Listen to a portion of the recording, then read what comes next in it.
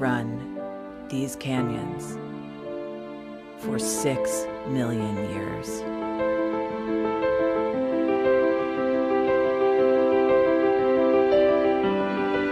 I have traveled from the Rocky Mountains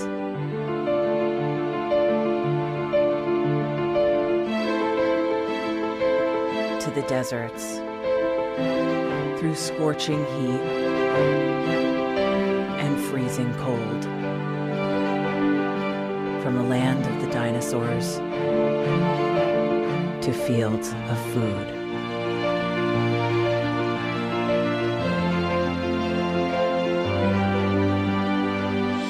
I lend my hand to 7 states, 2 countries, 9 national parks, and 36 million people across an arid West. I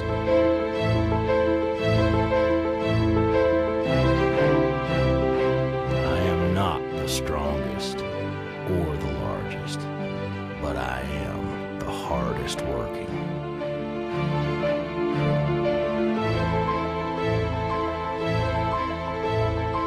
People love me. My playfulness, My beauty. my power,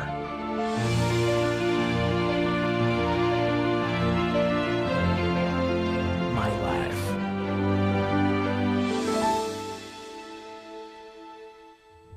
But I don't think I can offer any more. I am I am tired, tired, tapped, and tied. Of the hundreds of major rivers in the world, I am one of the few who no longer kisses the sea. Battles to harness my soul have been won and lost. Use me wisely, and I will sustain you. Use me like you have, and I will break. My name is is Red. The Grand River Red. The American Nile. The Canyon Maker. I am the Colorado River. And I am the most endangered river in America.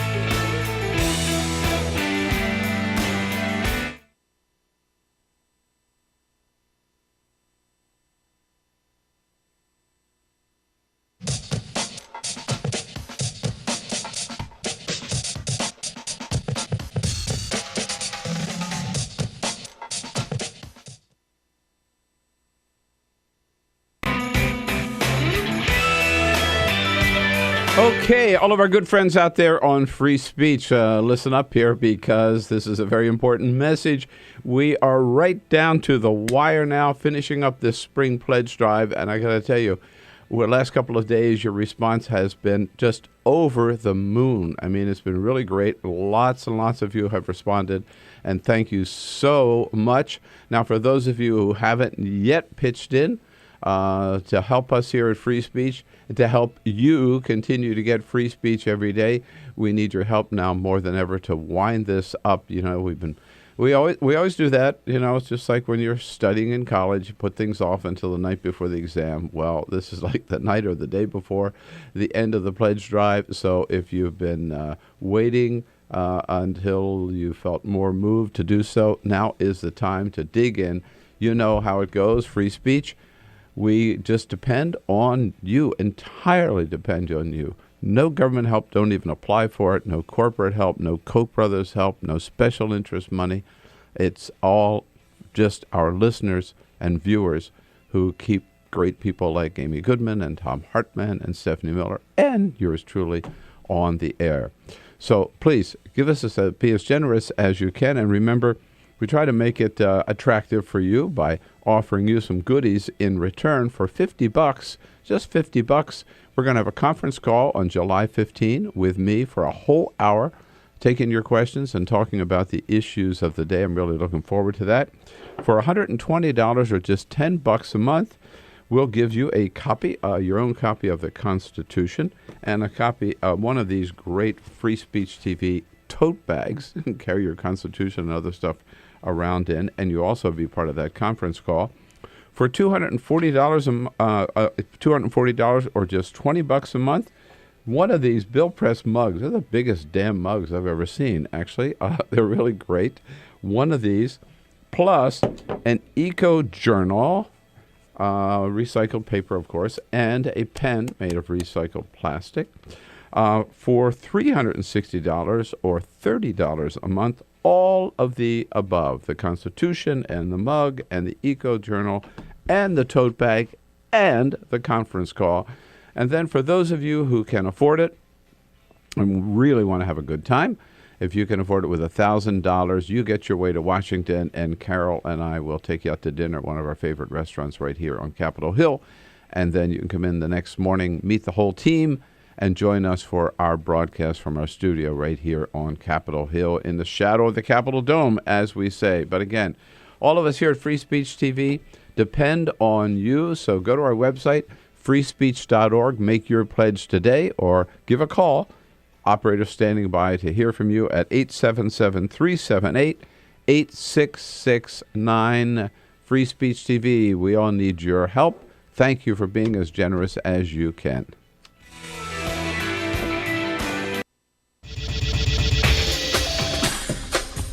Tune into Free Speech TV for Democracy Now!, a national, independent, award-winning news program bringing you people and perspectives rarely seen on corporate media.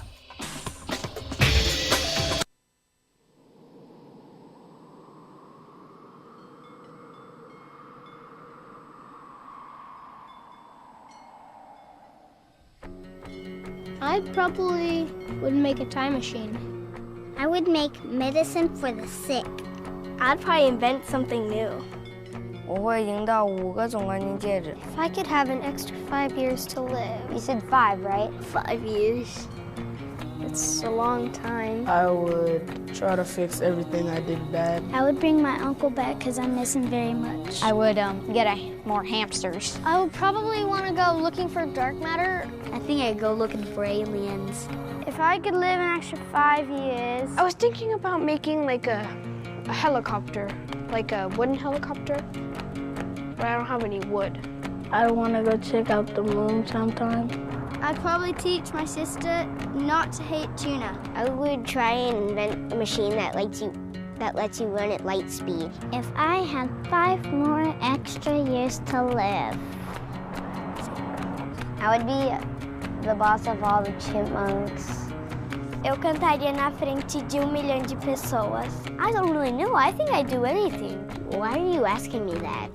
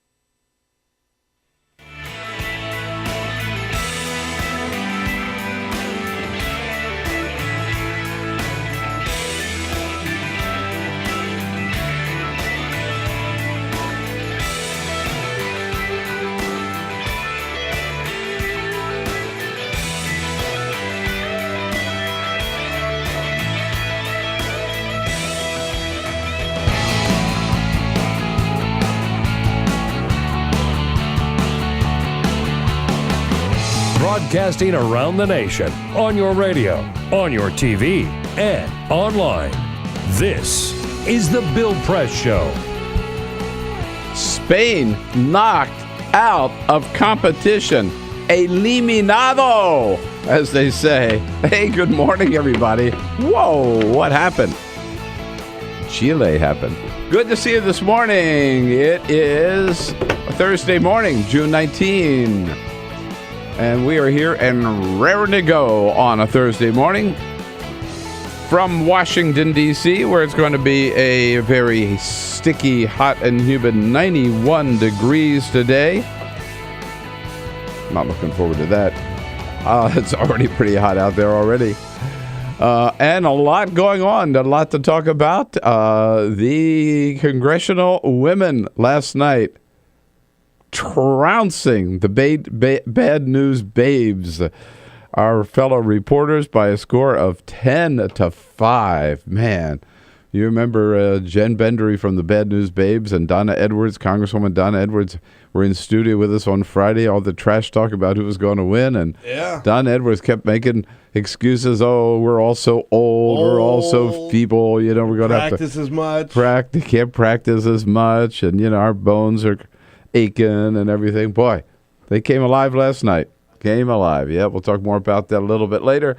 So we got it all put together for you here. Just getting started on Thursday morning. Good to have you with us on your local progressive talk radio station. Thank you for tuning in the car, at home, or already at work.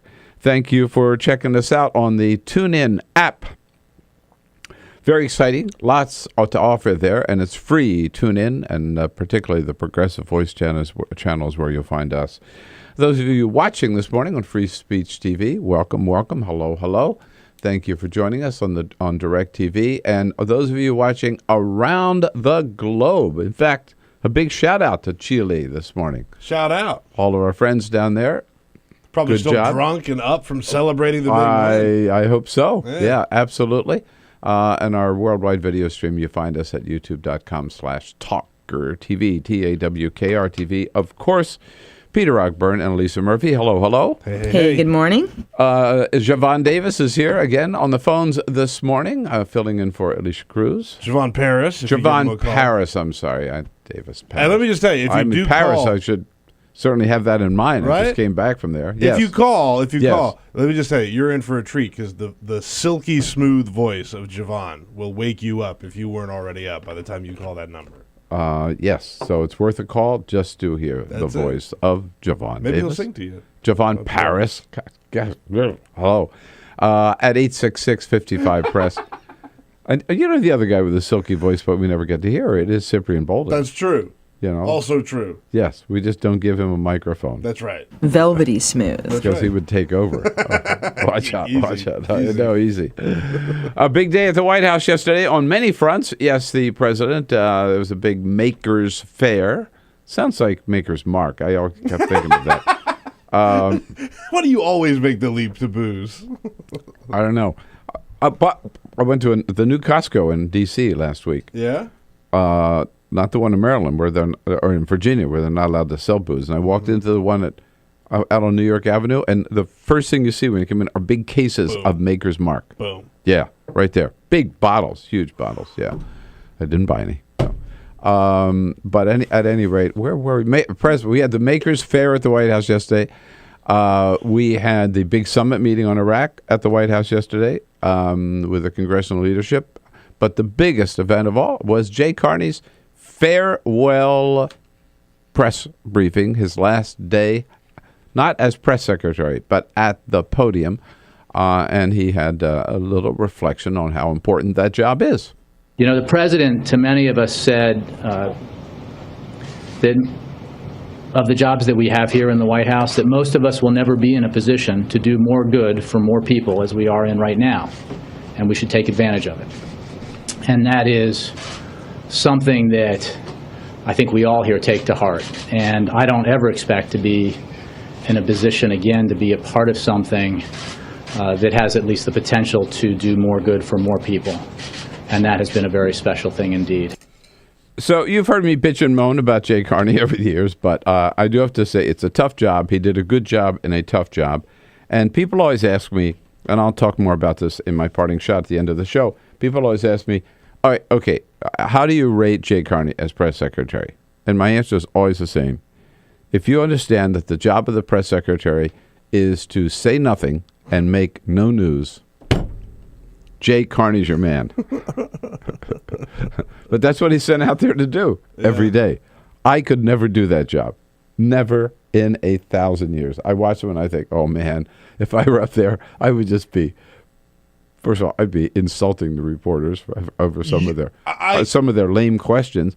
But also, I could never spin the way they have to spin. You would set off an international incident.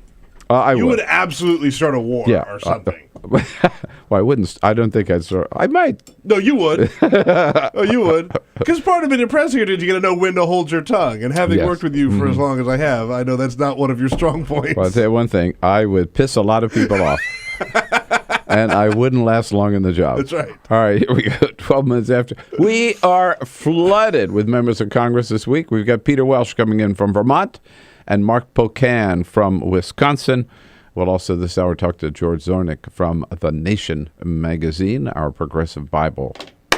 But first, this is the Full Court Press. Just a couple of other stories making news. We'll pick it up where you left off, Bill. Last night, the women's congressional softball game. As you mentioned, the members trouncing the members of the media, the bad news babes. Members came out on top 10-5. Debbie Wasserman Schultz came up huge. However, she pulled a hamstring during the game. She was sliding into second base, had to be helped off the field. She came out on crutches to celebrate the win.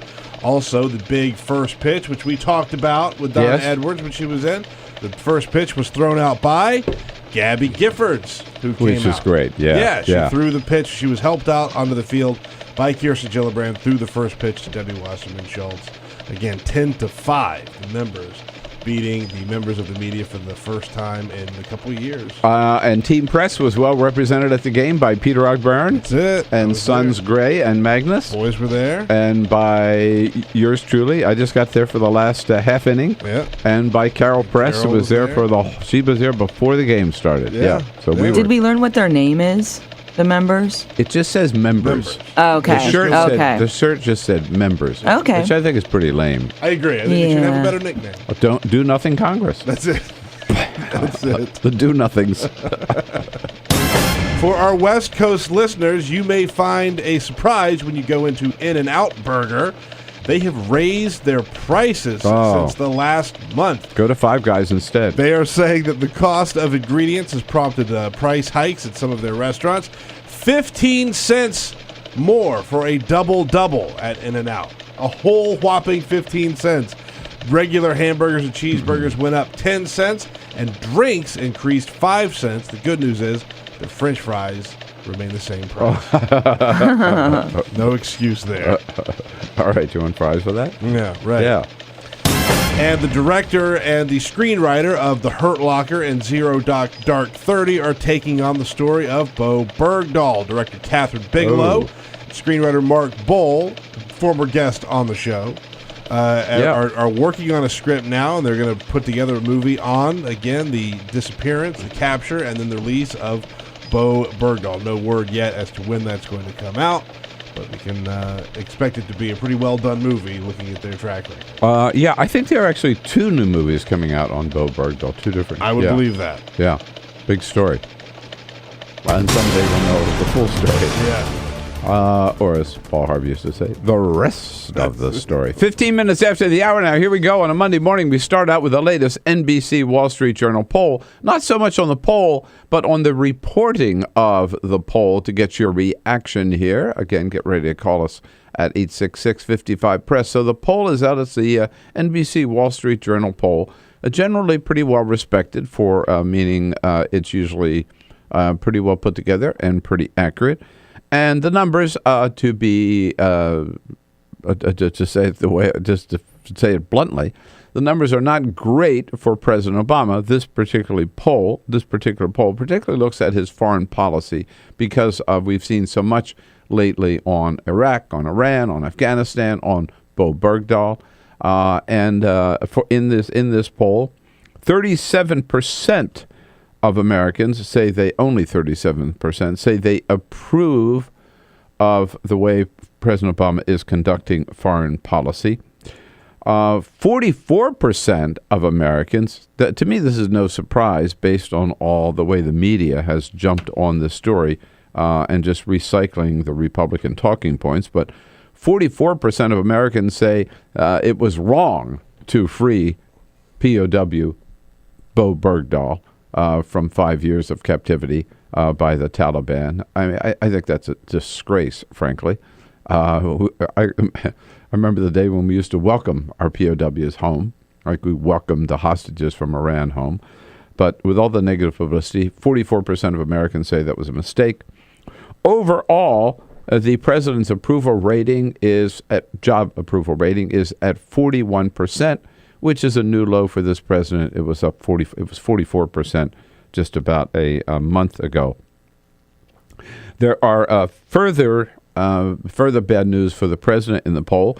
54% say the president at this time is unable to lead the country. Doesn't say because Republicans are in charge of Congress or because he's incompetent. It just says, given the way things are today, 54% the president can't lead the country, unable to lead the country.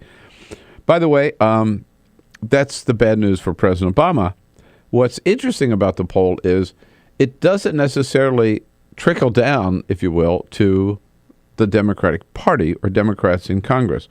45% have a favorable opinion of, they favor Democrats, rather. 45% favor Democrats to take over the Congress rather than Republicans to take over the House. 45% to 43% for the Republicans. And in terms of the president's approval rating at 41%, seems awfully low, doesn't it? It really does. Yeah. Well, what do you think the favorable rating for the Republican Party is? 29%. So you got to put it in the context here. 38% favorable for the Democratic Party. So you got to look through this. 41% sounds pretty bad, but compared to 29%, Obama's the king. Now, I want to lay all those numbers out because that's not what you heard from Chuck Todd, NBC's chief political correspondent and NBC's chief White House correspondent, who was on Morning Joe yesterday on MSNBC, talking about this poll, and first of all says, not good for the president. Look, this poll is a disaster for the president. Well, what's interesting about it is that it's not a disaster for the Democrats, and I'll separate that out in a minute. But you look at the presidency here: lowest job rating, tied for the lowest on foreign policy. His administration seen as less competent as the Bush administration post Katrina.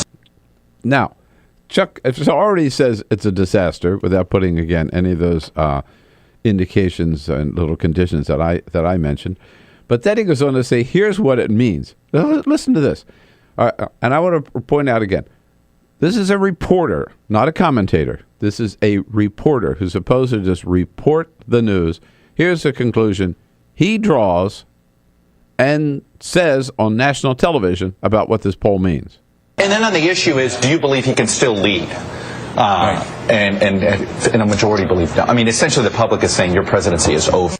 Your presidency is over? Holy crap. I mean, that's, first of all, it's just wrong. That's not what the poll says. The poll doesn't say Obama's presidency is over. They didn't ask that question. People didn't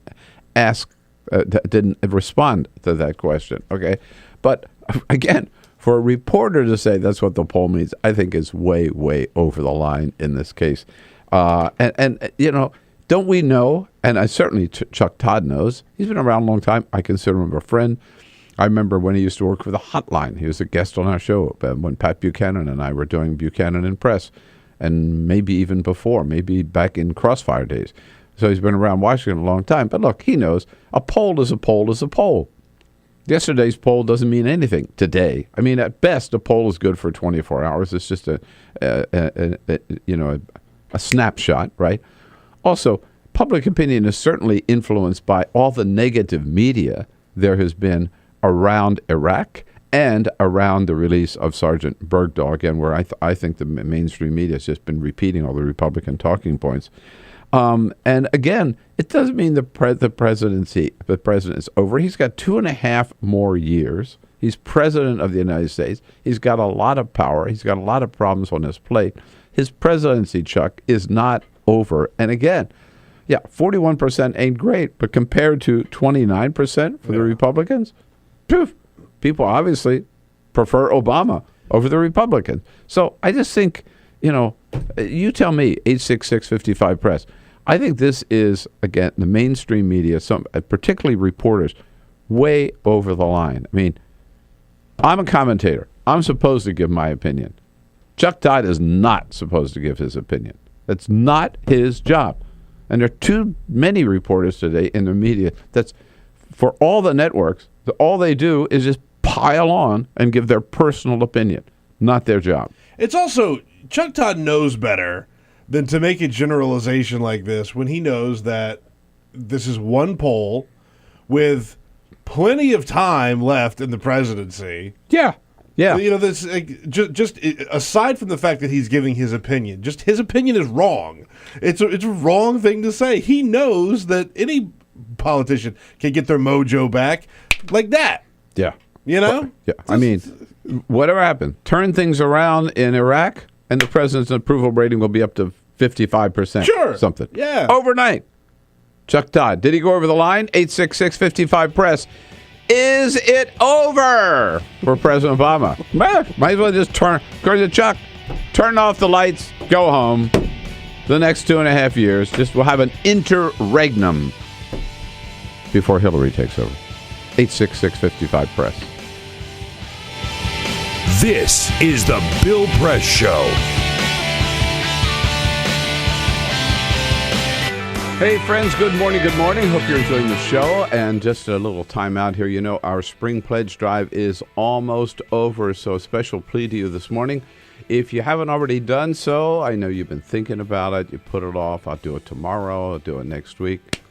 Now's the time. We need your help for Free Speech TV and ask you to dig in and be as generous as you can. You know how important Free Speech TV is.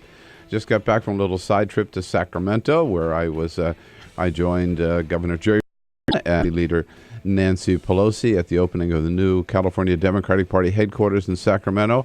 Ran into quite a few friends there who say they get up early every morning to watch the show on Free Speech TV. That's how important it is. Free speech, it is the only independent, progressive, totally fearless television channel out there, bringing you, me and Amy Goodman and Tom Hartman and Stephanie Miller and all of your other favorite friends, but without any corporate money, without any special interest money, without any government money, without any Koch brothers money. We depend on you to stay on the air. So again, please be as generous as you can. And we have those special gifts for you to encourage you to help out. For $50, you'll be able to join a 1-hour conference call with me. On July 15, we'll talk about all the issues of the day and kind of wrap things up, solve the world's problems. For $120, that's just $10 a month, you'll get a Free Speech TV bag with a copy of the U.S. Constitution, and you'll also be on that conference call. For $240, $20 a month, that if you can make that pledge, you'll get a copy of the Bill Press Show Eco Journal and a pen to go with it, plus the mug. And for $360, that's $30 a month, you'll get all of the above. Everything, including the conference call as well. And for those of you, and a couple of you have already done so, who are fortunate enough to be able to pledge $1,000 to Free Speech TV, you get yourself to Washington with a friend, and Carol and I will take you out to dinner here on Capitol Hill at one of our favorite restaurants. And then the next morning, we'll invite you to come in to the studio here, meet our team, and sit in for the show the next morning. So it's a very special treat, and hope you're able to make that. However you can help, well, anything from $50 to $1,000. We really do appreciate it, and we depend on it, again, because that is the sole source of funding for Free Speech TV. All the news of the day from a decidedly left point of view, your calls, your commentary, our great guests, you make it all possible. We couldn't do it without you. So thanks again for being as generous as you can. Please join our pledge drive now. Remember that telephone number is 877-378-8669, or you can go to freespeech.org. Look forward to hearing from you, and thanks for your help.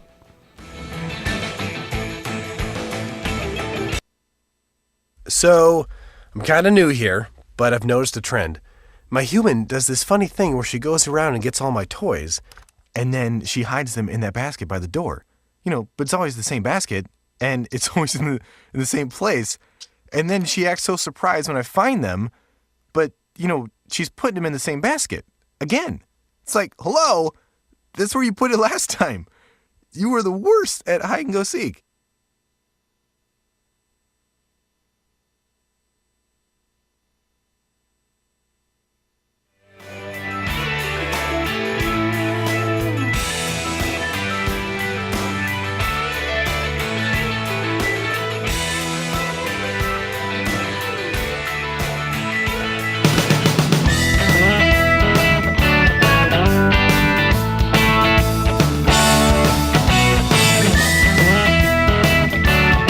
This is the Bill Press Show. Whoa, already 27 minutes after the hour here. Chuck Todd, I think, going over the line in his comments on this latest NBC poll. According to him, the Obama presidency is over, kaput, finished, eliminado. we are on Twitter. Don't forget, at BP Show. At BP Show. Just a quick comment from Phil, who says, good thing President Obama doesn't run the country based on how the mass media covers him. Amen to that. Angela in Erie, Pennsylvania. Angela, good morning. Morning, Bill. How are you? Good. What do you think? Oh, I just had to call and chime in, and on the poll issue. This president there's never been a president who's walked into such a disaster, such a mess, left by George W. And I think people in this country now are people of wanting instant gratification. Yeah, absolutely. Hey, Angela, sorry we're so short on time. I really appreciate the call up in Erie, Pennsylvania. And we'll have more calls coming up right after the break here. This is the Bill Press Show.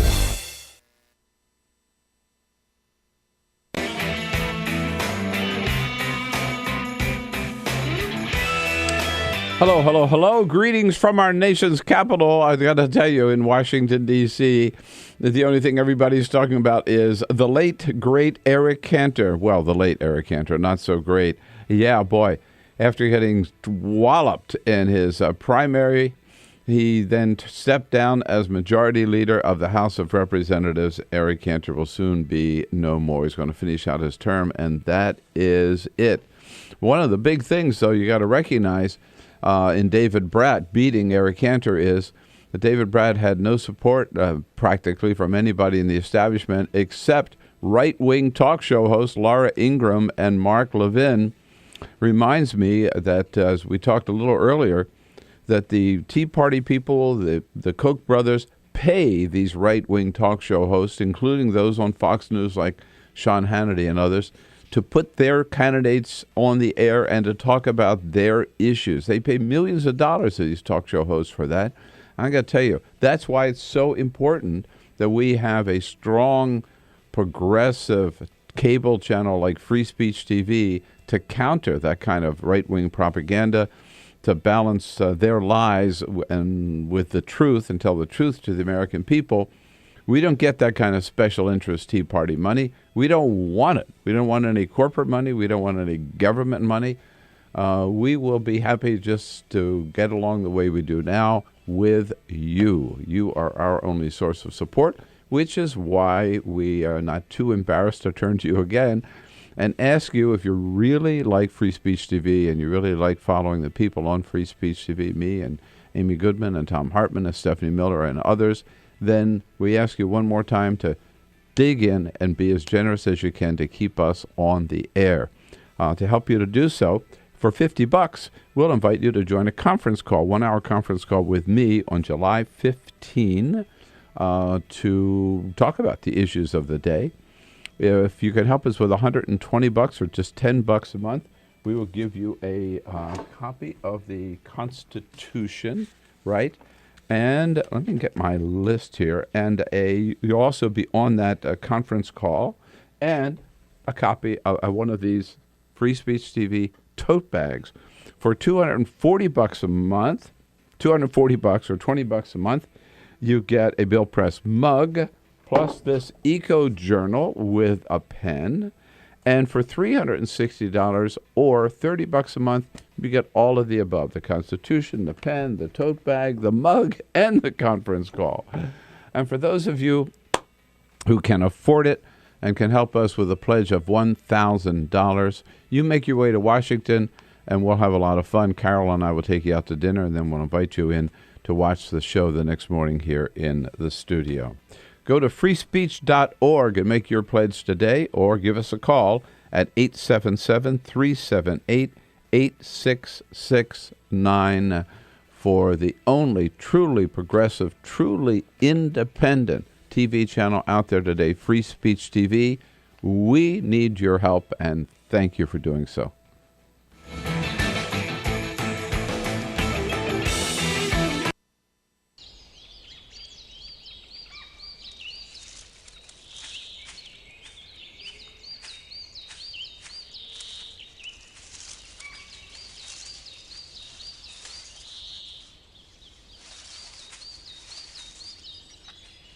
At Earth Justice, we defend the environment in the courtroom. Join our fight. When you take a seat, you take a stand.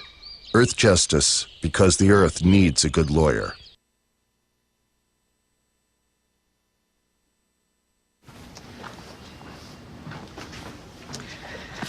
All right. I know this isn't any fun to talk about, but we should. Okay. So who's going to do what? I'll pack the dead batteries. Great. I'll only put what I don't need into a duffel bag. Perfect. That's totally unhelpful. No problem. Meanwhile, I will try to comfort everyone by speaking in a calm voice. And I'll try to get the generator going without any gas. Oh, let's not forget the cell phones, which probably won't work. Right. And who is going to handle supplies? I can forget to do a list for us. Thanks, pal. Well, I think we couldn't be any less prepared. I'm proud of you guys. Talk to your kids about who to call, where to meet, what to pack. Visit ready.gov/kids for tips and information.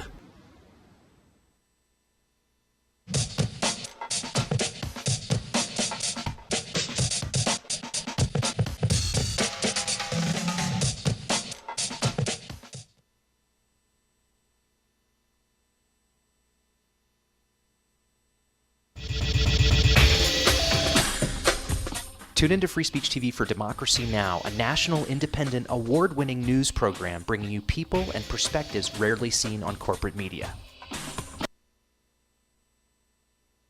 34 minutes after the hour, calling Chuck Todd. Information here. Breaking news. The Obama presidency is not over. No matter what you think, Chuck, it should be. And it certainly is not over based on the NBC poll. Yes, the president only with a 41% overall approval rating.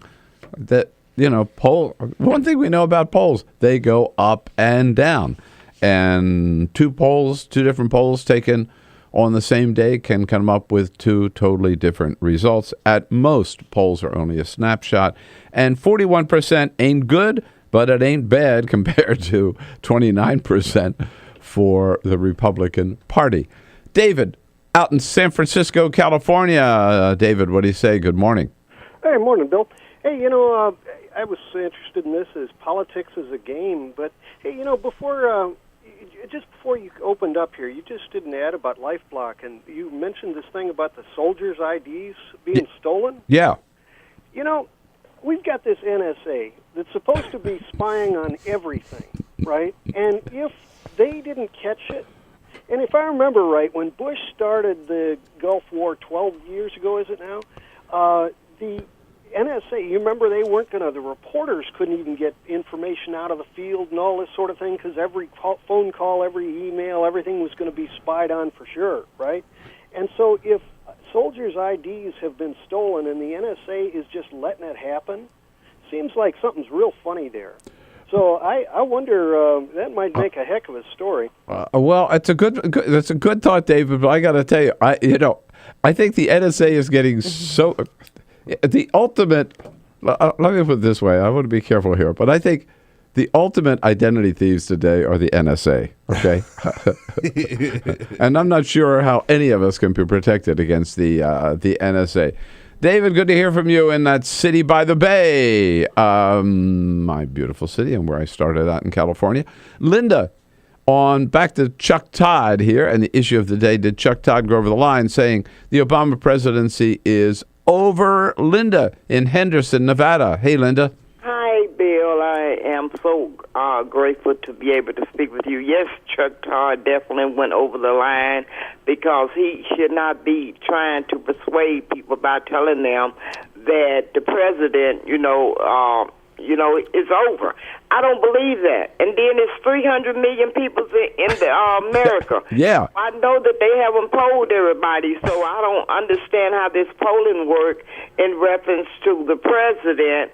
His approval rating. I mean, how does that work? Because they can't say that they have polled 300 million people to know, how the president is doing. No, they take a sample and they draw some results from the sample. But again, Linda, we've seen so many polls, and these polls, they vary every day, and they're fleeting. I mean, at this time, this may be what that sample of Americans, a small sample of Americans, not 350 million people, a small sample of Americans think. But that's all it shows. It certainly doesn't show that the Obama presidency is over, right? Yeah, I just don't buy that crap that the media is trying to sell to the. Linda, you should not be buying it. Absolutely. And so good to hear from you out in Henderson, Nevada. I don't think we've ever had a call from Henderson, I don't Nevada. think so. Shout out to Henderson. Shout out to Henderson and to Linda. She's up in Adam this morning. Jimmy in Richmond, Virginia. Hello, Jimmy. Good morning, Bill. How you doing? I'm doing good. Thank you for joining us. What do you think? Sir, I've been distressed with Chuck Todd for a long time. He's been plowing down the president for the longest time. Him and Joe Scarborough, it's like this Fox light over there early in the morning. It's just ridiculous. I can't understand how he just constantly comes. He never has nothing to say good about the president, but yet he has nothing to say about Congress's low approval rating at all, especially the Republicans. I mean, it's ridiculous. Yeah, I mean, you might as well say, right, now, for example, I don't think he'd be right, but I think he might as well say, it's all over for John Boehner, right? 29% approval rating. Exactly. So it's all over for John Boehner. John Boehner might as well quit right now because, he doesn't have a chance. Republicans will never hold him to the House. That's not what the poll doesn't say that either. It says people don't like the job, right? They got a low approval rating. But it doesn't mean that Boehner is over. It doesn't mean Obama's over either. But, again, on Chuck, Jimmy, his job is to report the facts, right? Exactly. It's up to people like me who are commentators, or George Will, or Sean Hannity, people who give their opinion to give their opinion. Not Chuck Todd. He's the political reporter at the White House. That's where I think he went over the line. Exactly. Bill, I got one quick question. All right, Jimmy. How comes everybody gives Wall Street Journal a whole lot of credit when they're extension of Fox News? Well, I have to tell you, I want to be careful of that. Their editorial page is definitely an extension of Fox News. The news side, the reporting side of Wall Street Journal is pretty good, actually, Jimmy. If you read that, and I do, and that's why once in a while we'll have reporters like Neil King, a good friend of ours, from the Wall Street Journal as a reporter. The news reporting of Wall Street Journal is pretty straightforward. The editorial page is, and has always been, as far right as you go, and it is an extension of Fox News, and of course owned by the same man, Rupert Murdoch, and we know that Fox News is just the communications arm of the Republican National Committee. So we expect out of Fox News. By the way, if anybody at Fox News had said what Chuck Todd had said, we wouldn't be talking about it. Yeah, I think... Would not be talking about it, okay? Megyn Kelly, I think, even said yesterday or the day before that the Obama presidency is imploding. You know, it just happened to see that in passing. It's par for the course over there. You expect it from Sean Hannity. Yeah. You expect it from Bill O'Reilly. You expect it from Dick Morris. You expect... He's no longer on Fox, but he's still a voice of Fox. You expect it from Megyn Kelly. You don't expect it, and we shouldn't get it from a Brian Williams or a Bob Schieffer. You'd never hear that from Brian Williams or Bob Schieffer, by the way. No. Right. No, never. No way. No way. You wouldn't hear it from Wolf Blitzer. And we don't expect it and shouldn't be getting it from Chuck Todd either. Now, if you want a really good liberal voice, then there is the Nation magazine. I always call it the Progressive Bible. I've subscribed for many, many years. Still do. George Zornick is a Washington editor for the Nation magazine. Take a quick break. Come back and talk to George about some of the other issues of the day here. Off to a good start on a Thursday morning. This is the Bill Press Show.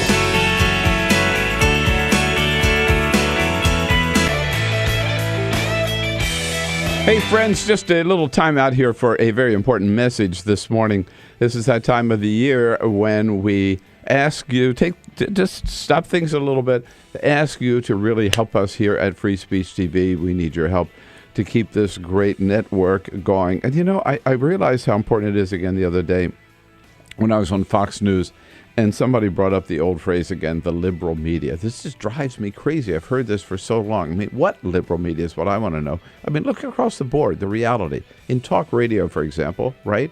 Where I've made a living for a long time. Talk radio, there are like 2,000 news talk stations in this country.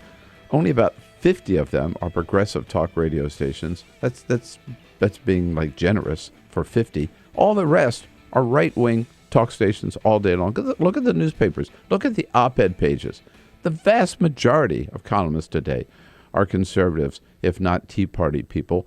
And then even look at cable television. Yeah, Fox News, 24/7. The communications arm of the Republican Party. Even MSNBC is not progressive all day long. The only progressive cable channel anywhere in the country, the only really 24/7 independent, totally independent, progressive voice in the country is Free Speech TV. That's why I'm so proud to be part of it, and that's why we really need your help, because no government money, no corporate money. We depend on you, and we ask you to help again and be as generous as you can. Got some special goodies for you if you can. For $50, if you can help us with that, you'll be invited to participate in a conference call with me, 1 whole hour talking about the issues of the day on July 15. If you can help us with $10 a month, just $120, you will get a copy of this Free Speech TV tote bag, a copy of the U.S. Constitution, and you'll be also on that conference call with me on July 15. For $240, for $20 a month, a copy of this Eco Journal with a pen with it, and a Bill Press mug. There it is, this great recycled plastic mug. For $360, $30 a month, you get the whole, everything, all of the above, including the conference call. And if you can afford it, for $1,000 to keep free speech going, make your way to Washington, and Carol and I will take you out to dinner and invite you into the studio here to meet our whole team and watch the show the next morning right here in our studio on Capitol Hill. So we got the mug, we got the book, the journal, and the pen. What else we have? We got a copy of the Constitution, and we've got the free speech tote bag, and we've got the conference call on July 15, and then whining and dining with Bill and Carol Press here in Washington, D.C., if you can help us with $1,000. All of that. So do it today. Go to freespeech.org. Be as generous as you can, please. Or to the telephone number 877-378-8669. And thank you for keeping us on the air.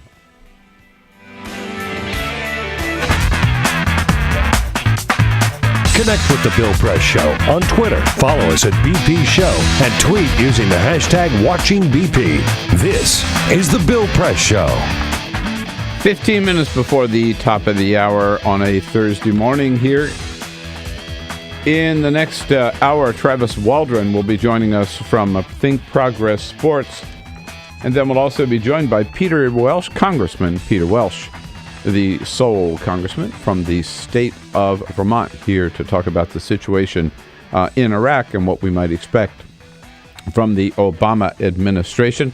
Lots going on here in our nation's capital, and from the liberal progressive point of view, covering the nation's capital for The Nation magazine, thenation.com.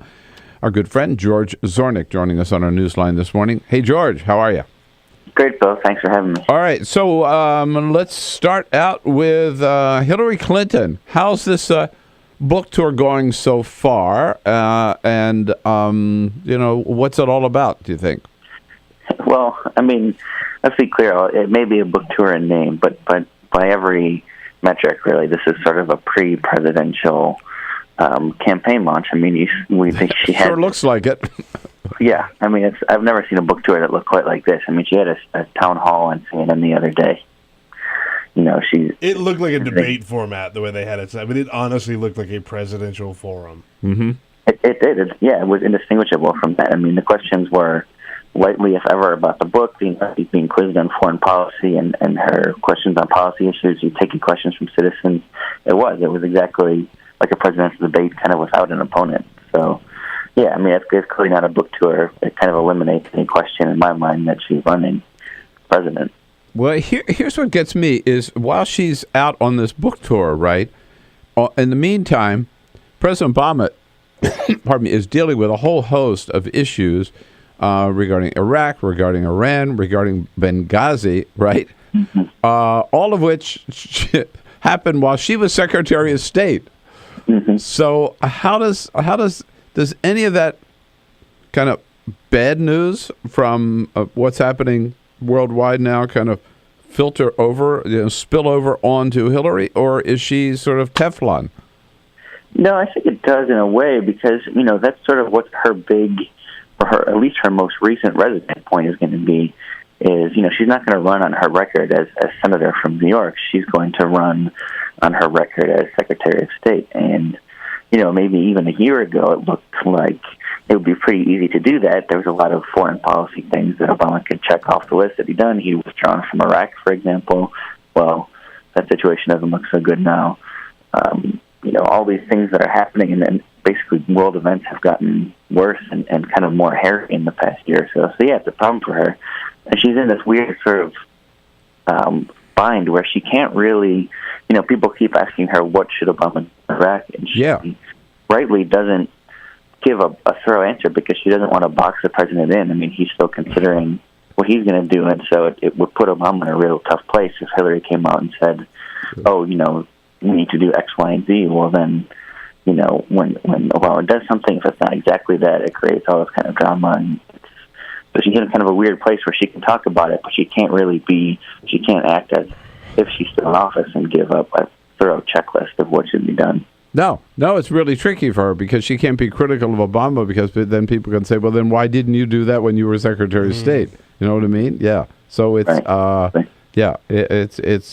it's interesting to watch, but I agree with you. This is the dry run for the presidential campaign of 2016, and also an attempt, I think, to get a lot of the issues, at least the original intent. It may not succeed. Certainly the goal is to get a lot of these issues out and discussed and dealt with before she actually becomes a candidate, kind of to clear the air there. But speaking about candidates, Republicans rushing to Washington this week, because starting today is the big, I'm so excited about this, I can't tell you, the big Faith and Freedom Conference. They're calling it the Road to the Majority here. So who's on tap? Do we know?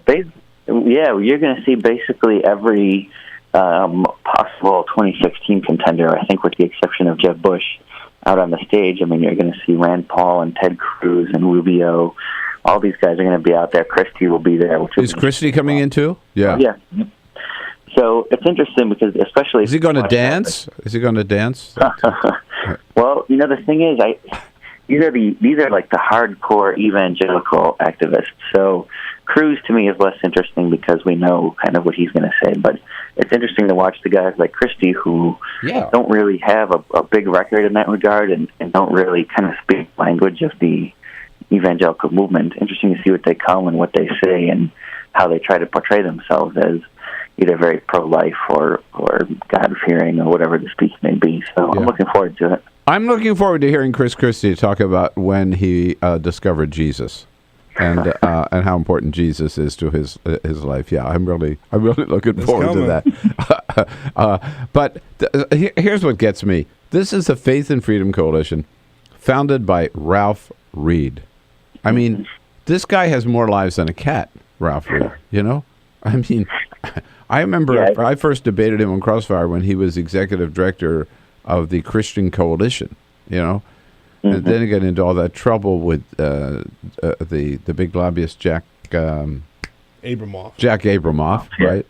And then he ran for lieutenant governor, wasn't it, in Georgia, and just got trounced. I mean, it goes back, but he keeps coming back to. I mean, there's no doubt his card is the religious right card, right? And he plays that one all the time, and now he's back on it with his Faith and Freedom Coalition. I just saw that the latest thing he put out, a statement attacking President Obama for the president announcing he's going to sign this executive order ending discrimination for federal contractors, prohibiting their discriminating against employees based on their sexual orientation. Can't get it can't get that legislation through Congress, so the president's going to sign an executive order. Ralph Reed saying this is a sign of an imperial presidency. Yeah, I mean, I would expect that to be a big talking point this week. Although it's interesting always to what extent they want to talk about it. I mean, it seems like, and even this crowd, maybe not Ralph Reed, but a lot of the contenders are really kind of nervous to talk about this gay marriage thing. And if you think back to 2012, and you had a president who just came out in the summer before the election and said he's in favor of gay marriage, you know, how often did Romney mention that on the stump? I think basically never. Yeah. I think there were one or two. But also, having taken that stand, you know, look he got reelected by such a comfortable margin, right? I mean, so it's not. I don't think it's a winning issue for the Republicans anymore. And again, how can Ralph Reed just stand up basically then and defend discrimination, which is what he's doing, right, by opposing ENDA? Yeah, right. I mean, that's sort of what this imperial president thing is shorthand for. It's harder to come out and say, well, we shouldn't hire these people, but it's easier to talk about executive orders and, you know, the tyrant Obama and things like that. So it's all this weekend. That will indeed be fun to watch, the Faith and Freedom.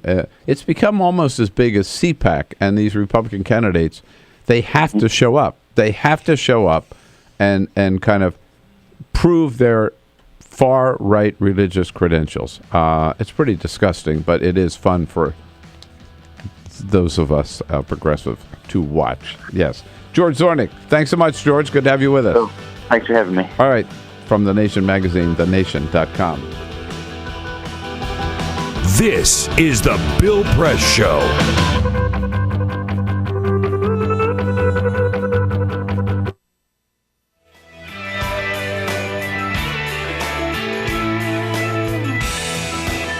Okay, my friends, hey, time out for just a very important personal message here about Free Speech TV. You know, I've been at this media business for a long time, starting out in Los Angeles on KBC and KCOP and KBC Radio and KFI Radio, and moving to Washington to do Crossfire on CNN, and then Pat Buchanan and I going over to MSNBC, where we had a show called Buchanan and Press, and of course also in CNN, Tucker Carlson and I on a show with a show called The Spin Room.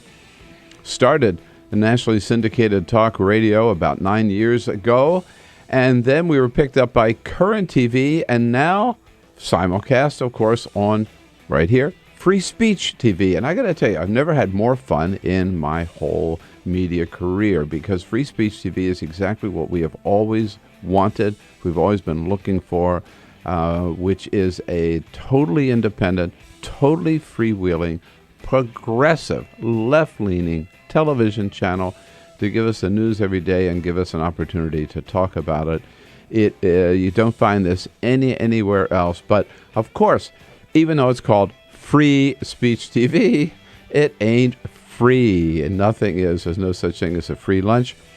And we need your help, because the only way we can be as independent and freewheeling as we are is to take no government money, no corporate money.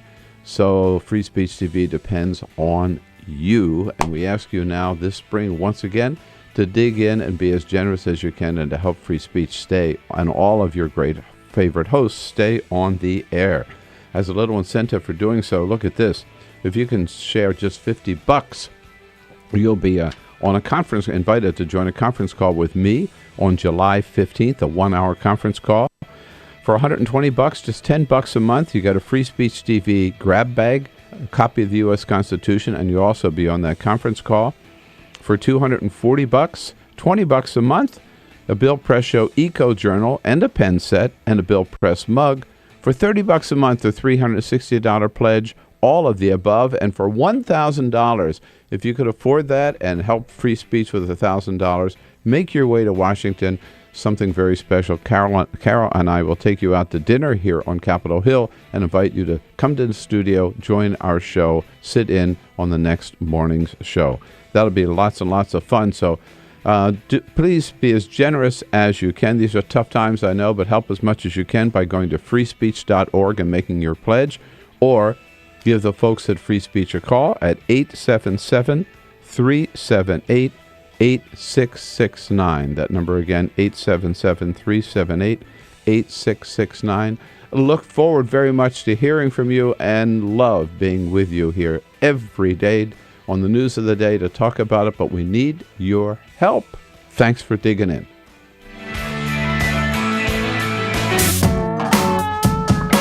This is the Bill Press Show. Travis Waldron, Think Progress Sports, coming up next. Peter? I've learned through football that strong leadership makes the difference between winning and losing, and when it comes to our state's future, trust me, Mississippi can win, and win big with Thad Cochran. Those are the words of Brett Favre, former NFL quarterback and native of Mississippi. He cut an ad for Thad Cochran in his close race in Mississippi. The ad goes on, quote, "Thad Cochran always delivers, just like he did during Katrina." You know what?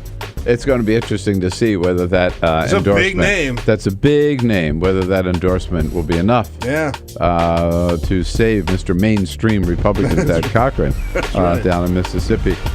I think the easiest thing to do, just vote for the Democrat. Don't get involved in that Republican mess.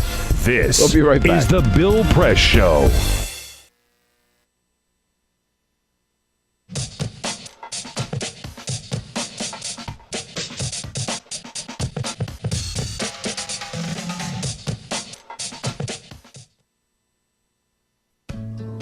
You wouldn't let money just blow out of your house.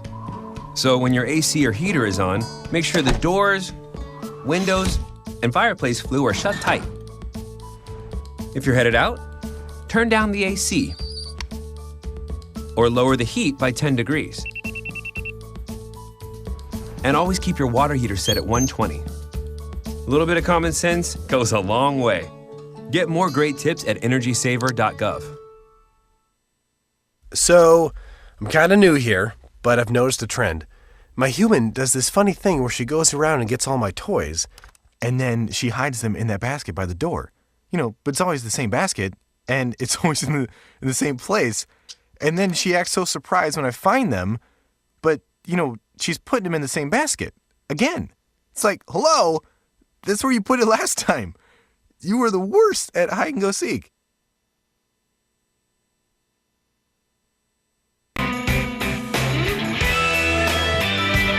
Okay, all of our good friends out there on Free Speech, listen up here, because this is a very important message.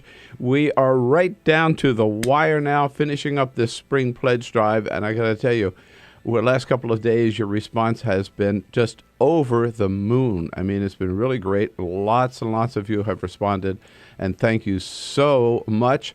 Now, for those of you who haven't yet pitched in to help us here at Free Speech, to help you continue to get free speech every day, we need your help now more than ever to wind this up. You know, we've been We always do that. It's just like when you're studying in college, you put things off until the night before the exam. Well, this is like the night or the day before the end of the pledge drive. So if you've been waiting until you felt more moved to do so, now is the time to dig in. You know how it goes, free speech.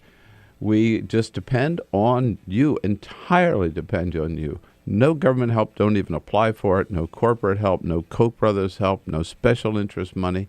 It's all just our listeners and viewers who keep great people like Amy Goodman and Tom Hartman and Stephanie Miller and yours truly on the air. So please give us be as generous as you can. And remember, we try to make it attractive for you by offering you some goodies in return for $50, just $50. We're going to have a conference call on July 15 with me for a whole hour, taking your questions and talking about the issues of the day. I'm really looking forward to that.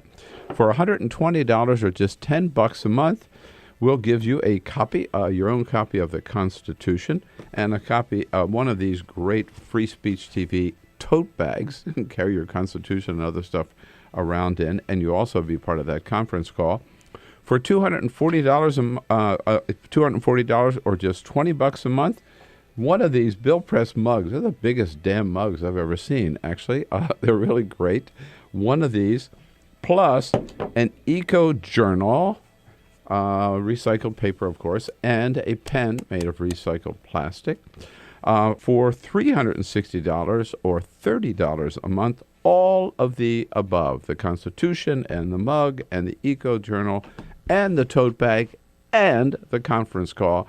And then for those of you who can afford it and really want to have a good time, if you can afford it with $1,000, you get your way to Washington, and Carol and I will take you out to dinner at one of our favorite restaurants right here on Capitol Hill. And then you can come in the next morning, meet the whole team, and join us for our broadcast from our studio right here on Capitol Hill in the shadow of the Capitol Dome, as we say. But again, all of us here at Free Speech TV depend on you. So go to our website, freespeech.org, make your pledge today, or give a call. Operator standing by to hear from you at 877-378-8669. Free Speech TV, we all need your help. Thank you for being as generous as you can.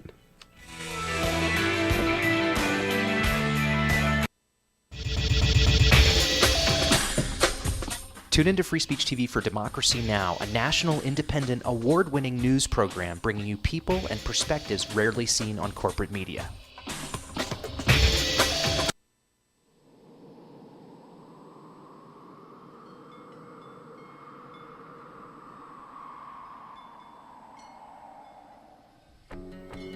I probably would make a time machine. I would make medicine for the sick. I'd probably invent something new. 我会赢到5个总冠军戒指。 If I could have an extra 5 years to live. You said 5, right? 5 years. It's a long time. I would try to fix everything I did bad. I would bring my uncle back because I miss him very much. I would get more hamsters. I would probably want to go looking for dark matter. I think I'd go looking for aliens. If I could live an extra 5 years. I was thinking about making like a helicopter, like a wooden helicopter, but I don't have any wood. I want to go check out the moon sometime. I'd probably teach my sister not to hate tuna. I would try and invent a machine that lets you run at light speed. If I had 5 more extra years to live, I would be the boss of all the chipmunks. Eu cantaria na frente de 1 milhão de pessoas. I don't really know. I think I'd do anything. Why are you asking me that?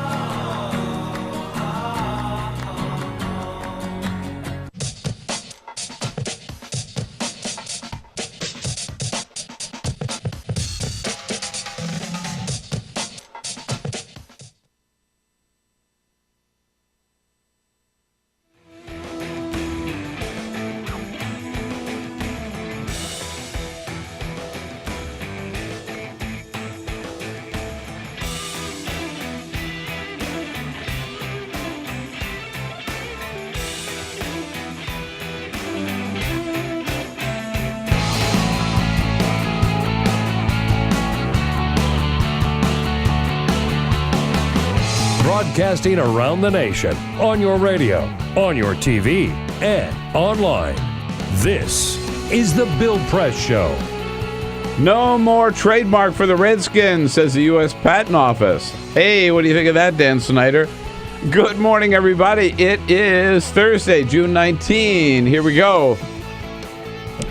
With the Bill Press Show this Thursday morning, coming to you live from our nation's capital. That's Washington, D.C., where we have our studio right here on Capitol Hill in the heart of the action. We're going to bring you up to date on what's going on here in Washington, what's going on around the country and around the globe. You want to know, you want to talk about it, you can do both. We'll tell you what's going on. You tell us what you think about it. Good to see you this morning. Hope you're ready for a big, stifling hot day. That's what's going to be in Washington, D.C. They're predicting 91 degrees, humidity probably at 110. You can suffer through with us by giving us a call at 866-55-PRESS. Send us your comments on Twitter at BP Show and on Facebook at facebook.com/Bill Press Show.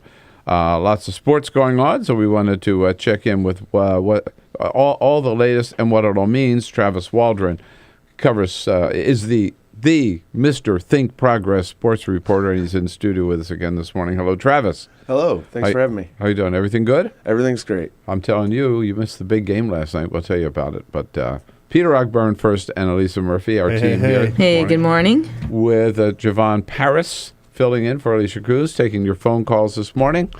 Don't forget, keep them busy. We always say that. Keep the phones ringing to keep the our phone screener awake. That's right. 866-55-PRESS. And on the video front, on Free Speech TV, hello, and on our worldwide video stream at TawkrTV, youtube.com/TawkrTV. A big shout out this morning to Chile, which ended it for Spain yesterday in the World Cup. youtube.com/TawkrTV. Cyprian Bolding, that's what I was saying. It keeps us, he's our videographer, keeping us looking good out there. So, Travis, a big game last night were the Bad News Babes versus the Congressional Women. We were there. I know there are a lot of people there, but I didn't see you in the stands. Where were you sitting exactly? I was sitting at my desk working. Oh, that's a lame excuse. Yeah. It was good. Leader Pelosi was out there. Steny Hoyer was out there. Kevin McCarthy, the new soon-to-be Republican whip, I think, was there, and a lot of members of Congress cheering their... Who won? Oh, man. It was pretty lopsided. Are you going to tell us that later? Or? No. Let's get into it. I was going to do that story here. Go ahead. No. The members of Congress won 10-5. Wow. And let me tell you something.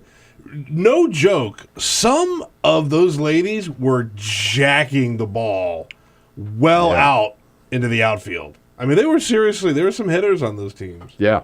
And Friday morning in the studio here, we had Congresswoman Donna Edwards from the members team and Jen Bendery from the Bad News Babes, the reporters. Smackdown. And it was a softball smackdown, and they were trash talking, man, for a whole half hour. I've seen it going back and forth on Twitter and things, they were into it, yeah. And Jen was she was sure that they were going. She was sure they were going to win because they won, I think, the last 2 years in a row. Yeah. And Don Edwards kept making excuses about, they're so old and they don't get to practice as much and everything. But boy, they were ready, man. They were. Don't get to practice as much. They're out of session every. I know. Plenty of time. Yeah, but it was a fun event, and there were a lot of people there. I was surprised. That's awesome. Yeah, it was a really good crowd. Made a lot of money for a very good cause to help this breast cancer organization. So we were all there cheering them on, and lots to talk about here with Travis. And then later, Congressman Peter Welch is going to join us. And next hour, Congressman Mark Pocan will be here as well. We'll get right to it with Travis. But first, this is the Full Peter. Court Press. Of course, the women's congressional softball game overshadowed the news from baseball last night. Clayton Kershaw threw a no-hitter for the Dodgers of Los Angeles. That is the second no-hitter thrown by the Dodgers this season. Josh Beckett threw a no-hitter on May 25th against the Phillies. No kidding. Whoa. Dodgers won 8-0 last night. He also came this close to throwing a perfect game last night. There was an error in the 7th inning. that prevented that. Otherwise, he would have had it. But send that guy back to the minors. Yeah, exactly. Hanley Ramirez, the shortstop. Oh, well, you can't send Hanley Ramirez back to the minors. Yeah, exactly. But he's the reason they get a perfect game. But a no-hitter, still pretty great. How much do you tip when you go to restaurants? That is the Too much. That is the I do, question but- of a Harris poll recently. Oh, okay. So the standard, right? I mean, these days is about 20%, right? That's the Yeah. accepted standard, 20%. I do 20% and then more, and then plus. Yeah, I do 20 and then usually round up to the next dollar. But Americans, in general, we tip an average of 18%, according to this Harris poll. They conducted a study among over 2,000 U.S. consumers older than 18 years old, and 70% say they usually tip between 15 and 20%, and 1 in 10 said that they tip more than 20%. Only 1 in 10, so that helps out the average. The big question is, which we don't have to get into now, is whether we should be tipping at all. That's right. Some restaurants are eliminating tipping and just Right. raising the prices so that, just pay a living wage for the exactly servers. Right. And yesterday, Bill, you were there. Jay Carney served as his last day as the White House press secretary, or his last White House press briefing. And to honor the event, he came out into the White House briefing room with Guided by Voices blaring on the speakers to come out to their song Motor Away. It's the name of the tune. He's a big fan of Guided by Voices. He recently introduced them on stage at the Black Cat. So for his last press briefing, he came out to that song. It was a little weird. We were all sitting there waiting, and so many people were there because we thought the president might show up. He did not, but we're all there waiting in the door, and then suddenly his music starts blaring, and I thought it was somebody's cell phone they forgot to turn off, right? But It's like a boxing match. Yeah. No. It was. I gotta watch the video of it. It was interesting. All of a sudden, Guided by Voices is not a soft band. I mean, they're pretty hard. But he knew exactly who it was when he came in. He was he was pleased to hear it. That was his farewell gift from the press corps, right? Okay, so we've talked about the bad news babes. It certainly was bad news last night or yesterday for Spain in the World Cup. It's ugly. First of all, this World Cup is a bigger deal than I thought, right? I don't remember it being. It's huge. Well, this is the first one in almost 20 years now, or right at 20 years, that's been played in our time zone, kind of. And so it's, they've bounced between Asia and Europe and Africa, and now they're back in our part of the world. So it's right in our time slots and prime time and easy to watch. And combine that with the growth of the sport here and the fact that the national team has had a big win, and I think it's the right recipe for a big kind of big event. Yeah. I mean, I'm just surprised at how many friends of mine have talked about. I got to watch that match, or I got to be here because this is So they know the teams that are playing. They know what time they want to watch it. Right. I mentioned I happened to be at the Dubliner restaurant and bar on down by the Capitol there on Friday, and man, the place was jammed, and just cheering. Yeah, it was great. I was Monday night for the United States game, and you couldn't get in anywhere. We got there fairly early and grabbed a seat, but it was wild. So United States, right, winning their first game after the coach said, "Well, we're doomed, right? No way we can win this thing." Yeah. In fairness, the second half of that quote was, "If we play 7 games of our lives, we can win the whole thing."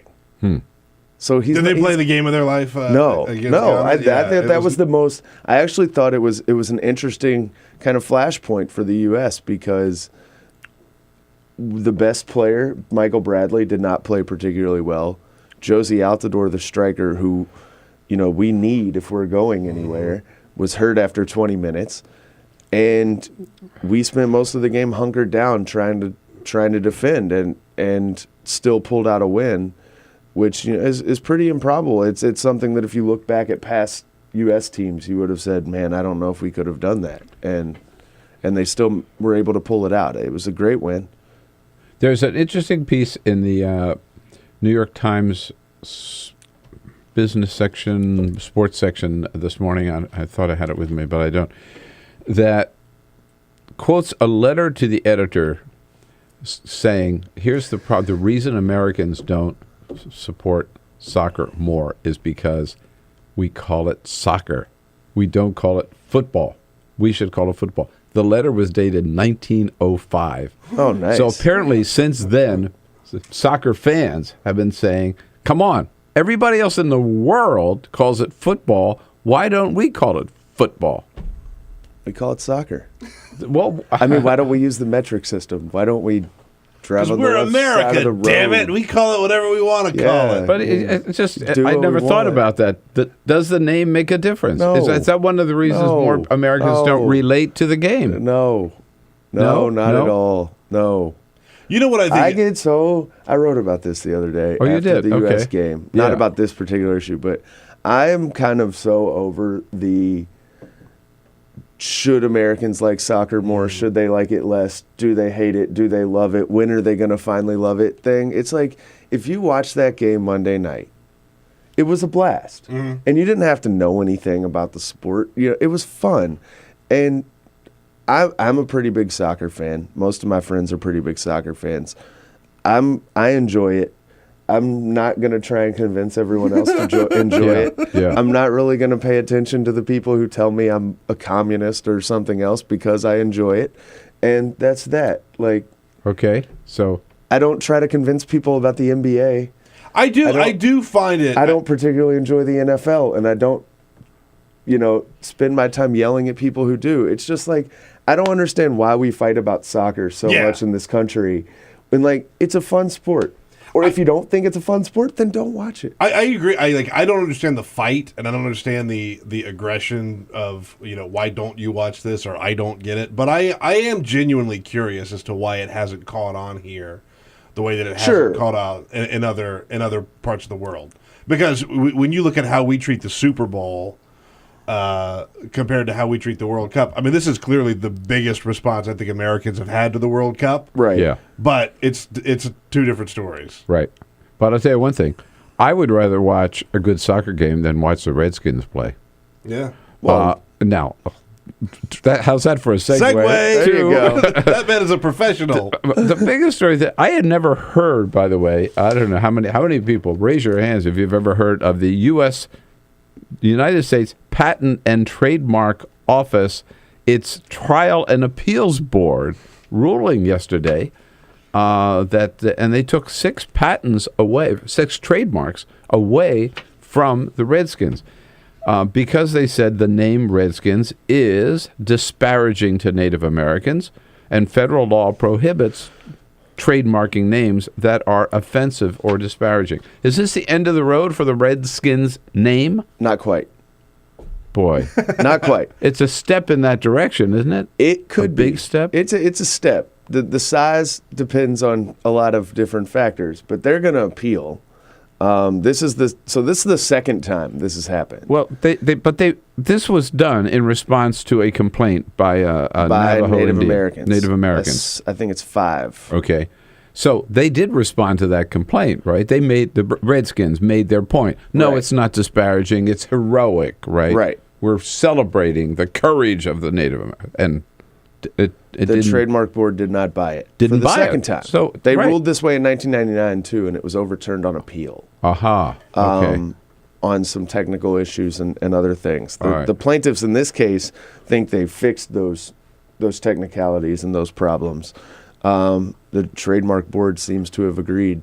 This time. Yes. So again, chances of an appeal. So it's going to get the team said appeal it, yesterday that they're going to appeal. All right. It's going to take years for that to play out. Oh, really?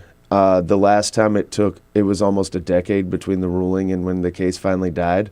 So we're not anywhere near the end of this. But I think for now, the symbolism of this is huge. And because it comes at a time when the Senate has acted on this, a majority of the Senate has spoken out on this. There's a lot of members of the House, or a decent number of members of the House that have said something about this. The President of the United States, the major civil rights groups, major religious groups, on down the line have spoken out on this. You add this, which is kind of an official rebuke of the name, to that tide, and it's the symbolism there is big. Right. If it then goes on, if they lose this, and there's the potential that it could cost them money, and a significant amount of money, there's a lot of legal mumbo jumbo in there that could change that one way or the other.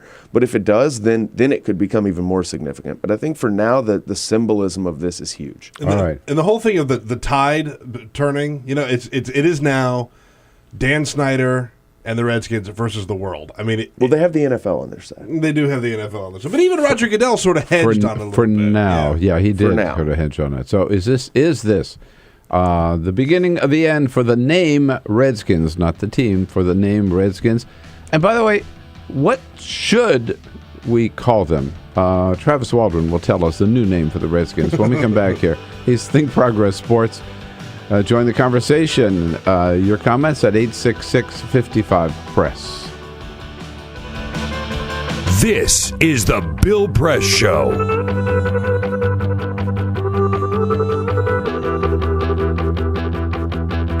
Hey, friends, good morning. Hope you're enjoying the show. And just a little time out here. Our spring pledge drive is almost over, so a special plea to you this morning. If you haven't already done so, I know you've been thinking about it. You put it off. I'll do it tomorrow. I'll do it next week. Now's the time. We need your help for Free Speech TV and ask you to dig in and be as generous as you can. You know how important Free Speech TV is. Just got back from a little side trip to Sacramento where I joined Governor Jerry Brown and House Minority Leader Nancy Pelosi at the opening of the new California Democratic Party headquarters in Sacramento. Ran into quite a few friends there who say they get up early every morning to watch the show on Free Speech TV. That's how important it is. Free speech, it is the only independent, progressive, totally fearless television channel out there. Bringing you, me and Amy Goodman and Tom Hartman and Stephanie Miller and all of your other favorite friends, but without any corporate money, without any special interest money, without any government money, without any Koch brothers money. We depend on you to stay on the air. So again, please be as generous as you can. And we have those special gifts for you to encourage you to help out. For $50, you'll be able to join a 1-hour conference call with me. On July 15, we'll talk about all the issues of the day and kind of wrap things up, solve the world's problems. For $120, that's just $10 a month, you'll get a Free Speech TV bag with a copy of the U.S. Constitution, and you'll also be on that conference call. For $240, $20 a month, that if you can make that pledge, you'll get a copy of the Bill Press Show Eco Journal and a pen to go with it, plus the mug. And for $360, that's $30 a month, you'll get all of the above. Everything, including the conference call as well. And for those of you, and a couple of you have already done so, who are fortunate enough to be able to pledge $1,000 to Free Speech TV, you get yourself to Washington with a friend, and Carol and I will take you out to dinner here on Capitol Hill at one of our favorite restaurants. And then the next morning, we'll invite you to come in to the studio here, meet our team, and sit in for the show the next morning. So it's a very special treat, and hope you're able to make that. However you can help, well, anything from $50 to $1,000, we really do appreciate it. And we depend on it, again, because that is the sole source of funding for Free Speech TV. All the news of the day from a decidedly left point of view. Your calls, your commentary, our great guests, you make it all possible. We couldn't do it without you. So thanks again for being as generous as you can. Please join our pledge drive now. Remember that telephone number is 877-378-8669, or you can go to freespeech.org. Look forward to hearing from you, and thanks for your help.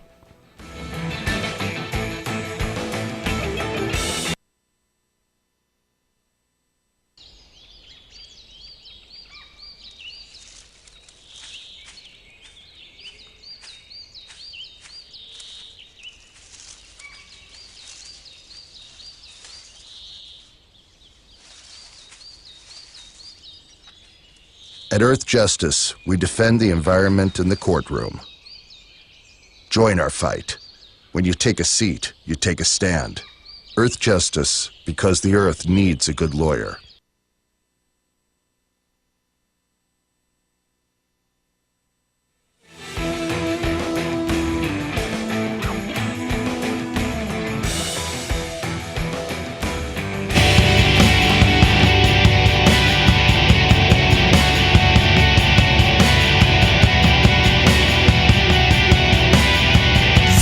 is the Bill Press Show. 26 minutes after the hour, Congressman Peter Welch from Vermont joining us in the after the half hour here to talk about Iraq and what we might expect from the president and what the president should do. Right now we're talking important sports issues with Travis Waldron from Think Progress Sports, thinkprogress.org. At least if we can join Harry Reid, I think wanted to join us. He had some choice comments yesterday. He has spoken out before about the Redskins name. And yesterday, after the U.S. Patent Office decision, the majority leader chimed in again. Daniel Snyder may be the last person in the world to realize this, but it's just a matter of time until he's forced to do the right thing and change the name. And as Peter said just before the break, it is Dan Snyder versus the world on this, isn't it? Right. Yeah. And it's getting that way. It's becoming that way. The interesting thing will be to see when and if the other NFL owners start to say something. I think that's the crack in the wall that will be like major uh-oh. Yeah. So far, no other NFL. No, I think that the CEO of the Green Bay Packers has said something. But they're publicly owned. They don't really have an owner, so hooray for them on that point. But also a little bit less influence than if, say, Jerry Jones or one of the big name owners came out and said something. Where are we with the Donald Sterling sale now? I have pleasantly ignored that for the last few days. No, I have too, and I just thought of it in terms of owners. I think we're still in the legal. It's all legalese. It's in the legal. Yeah. Because all the NBA owners did say they sided, right? Exactly. They're together in saying that Sterling everything. ought to be out. So that changes everything. So if we saw the same movement in the NFL, that would be the end of the road, maybe for Snyder. I think so. Yes. Yeah. I think if the owners crack, then that would be a major development. Okay. Well, we didn't get around to the new name for the Redskins. I guess we'll have to have you back here soon, Travis. And, we should do like a lottery, right? Just call them the Americans. The Americans. Americans. I like that. Travis, thanks for coming in. It's the Bill Press Show.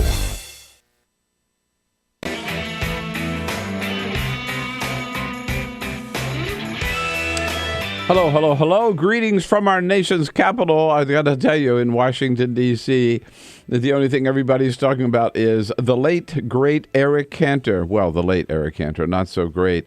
Yeah, boy.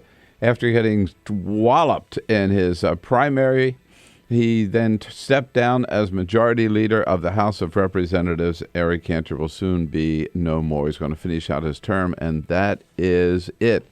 One of the big things, though, you got to recognize in David Bratt beating Eric Cantor is that David Bratt had no support practically from anybody in the establishment except right-wing talk show hosts Laura Ingraham and Mark Levin.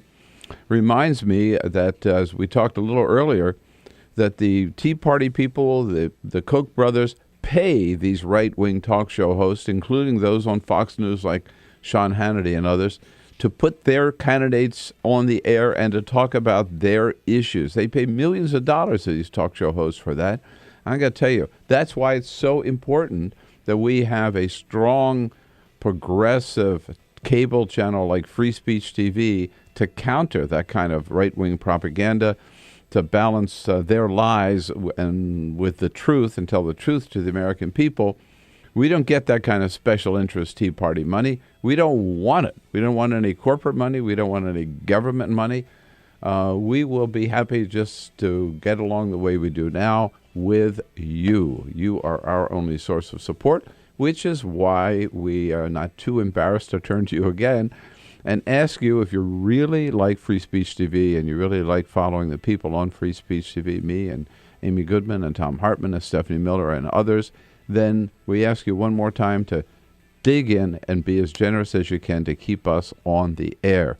To help you to do so, for $50, we'll invite you to join a conference call, 1-hour conference call with me on July 15 to talk about the issues of the day.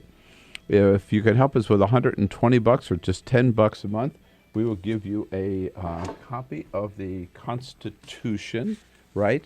And let me get my list here. And you'll also be on that conference call.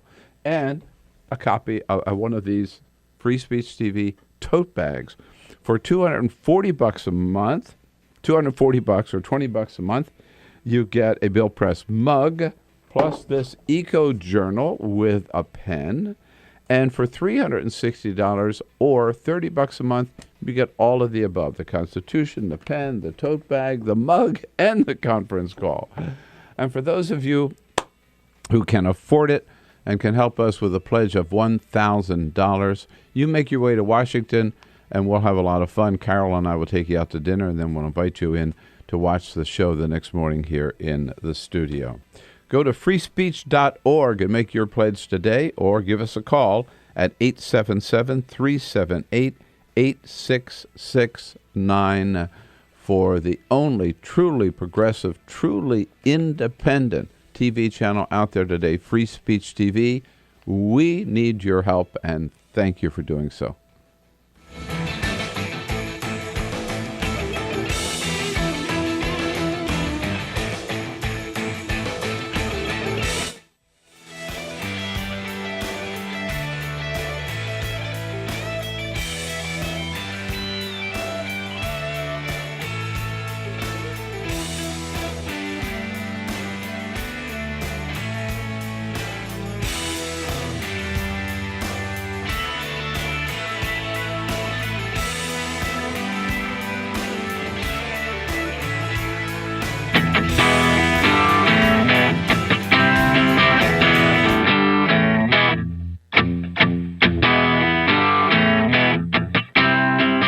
On your radio, on TV, and online.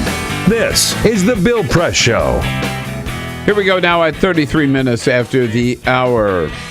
It's a Thursday morning, June 19. We are here in the nation's capital on Capitol Hill, just down the street from the United States Capitol building.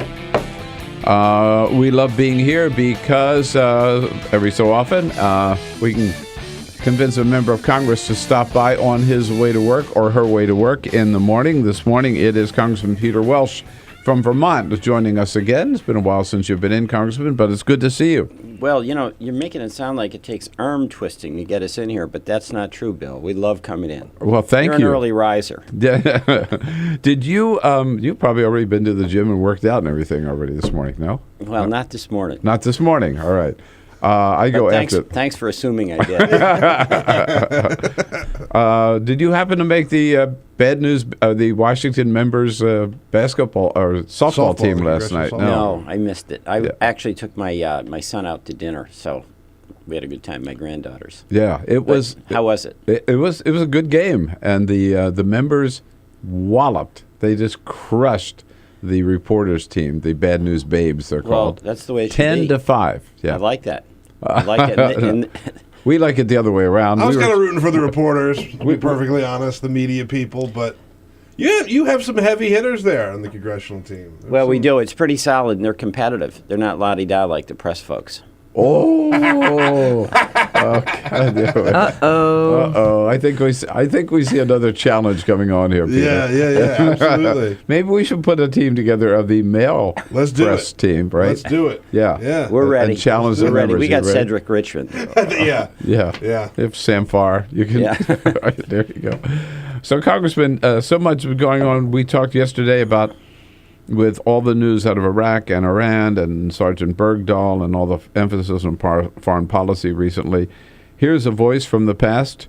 Vice President Dick Cheney, former, coming out yesterday with an op-ed in the Wall Street Journal that he wrote with his daughter, where he said, the money shot from the op-ed is, quote, "Rarely has a U.S. president been so wrong about so much at the expense of so many."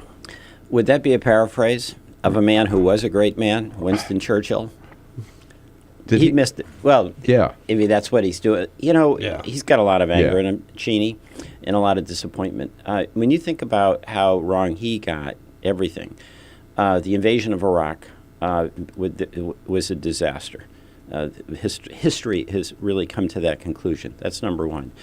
Number two, when they got there, they put this Andrew Bremer in charge. Yeah. He unraveled every institution that had been making Iraq a somewhat functional and stable society. Anybody who had any affiliation with the Ba'athist Party was gone. And that was not just if they were in some governmental bureaucracy, but if they were like working in the oil fields. So it completely unraveled and destabilized the country. He was the architect of a policy for which we're still paying a huge price. Paul Bremer, wasn't it? It was Paul Bremer. Paul Bremer, right? Yeah. Thank you. But that's going to go down, I think, in our history as one of the worst decisions that any president has made. In addition to which, it was based on false premises. There were weapons of mass destruction there. So, Cheney's got a lot of anger, and he thinks that there's a military answer for every solution. Let's step back. It's a very, very dangerous situation in the Middle East. But a couple of the countries are doing okay. Tunisia and Kurdistan, actually. And they're the countries that we have not had a heavy hand in so much. I mean, Kurdistan is not quite yet a country, but we're working with them, and it's part of Iraq where there's some stability. And what's been unleashed in the Middle East, as we've seen, is a conflict that's been there for centuries between the Sunni and the Shia. And it's getting played out as we speak. And it is dangerous. I mean, everybody knows that, whether it's former Vice President Cheney or President Obama, he's well aware of it. But where you've got a civil war, you've got a religious conflict, can the United States micromanage what the outcome of that is going to be? And it's hard to see a way where any military can micromanage that outcome. I think there's a number of things that we have to do. First of all, I think there has to be an international response, including the Arab states, to provide humanitarian relief for all the refugees. There's millions of refugees in the satellite countries. Oh, yeah. Like Lebanon, Jordan, in Turkey. And those countries are stable, but fragile. So we want to make sure that this doesn't spread. Second, I think we've got to persuade the Gulf states, like Qatar and the United Arab Emirates and Saudi Arabia, that have been arming the Islamists, the jihadists. In those arms are ending up, and the financing is ending up in the radicals' hands. We've got to get them to back off on the financing, because that's just adding fuel to the fire. So, the president's restraint so far, I think, has been wise. There's a lot of calls for airstrikes, but when you see a lot of the military commentators, folks who really know about what is doable when you have no boots on the ground, which has been rightly ruled out, the effectiveness of airstrikes is somewhat significantly questionable. Back to the Cheney quote for just a second, I have to tell you that, again, rarely has a U.S. president been so wrong about so much at the expense of so many. Jay Carney was asked his comment about that yesterday at the press briefing, and he just looked at, I think it was John Carl from ABC News asked it, and Jay Carney deadpan looked at him and said, "What president was he talking about?" That's the right answer. It was That's absolutely the right answer. That's because, the right answer. To me, that sums up the George Bush presidency. Right. Rarely has a U.S. president been so wrong about so much at the expense of so many. Well, but it's particularly exactly coming right. from Cheney was particularly ironic, right? I thought. Yeah, it is. So the president had this meeting yesterday with the bipartisan congressional leadership, and the first question is, if the president, he has ruled out ground troops for combat, which to me, of course, raises the issue of, does he mean he'd put ground troops in for other reasons, for training or for surveillance or intelligence? And what about, as you point out, Nouri al-Maliki, the prime minister, is begging, right, for airstrikes, right? So if the president decides, first question, to take any military action whatsoever, does he need congressional approval, in your opinion? I'd like him to get it. I mean, it really does depend. It's a legal question, but I think that if there's going to be a commitment of American military force, my bias is very strongly in favor of congressional responsibility to say yes or no. What Congress obviously can't do is micromanage.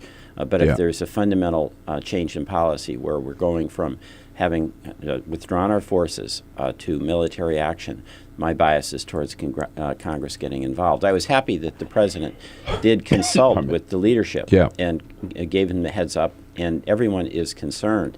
And I've admired the president's restraint. You know, the pressure on the president, any president really, when things are going haywire, is to use force. And there's a naive view, in my opinion, among many, that if you have the finest military, they are always going to be able to provide a solution to what seems an insoluble situation. Fix any problem, right. Yeah, and what I've always found... This is the John McCain approach, if I may just jump in, to foreign policy. He was on the floor of the Senate yesterday with his sidekick, Lindsey Graham, and of course saying, you know, bomb them, bomb them, bomb them. That's always John McCain's response. Yeah, and, you know, you listen to some of the military people, they raise the practical questions because they know that military force is powerful, but it's got its limits, especially when you don't have boots on the ground, because air power from a standoff situation you can apply and it can have an effect, but it's not sustainable or enduring. And most military analysts usually say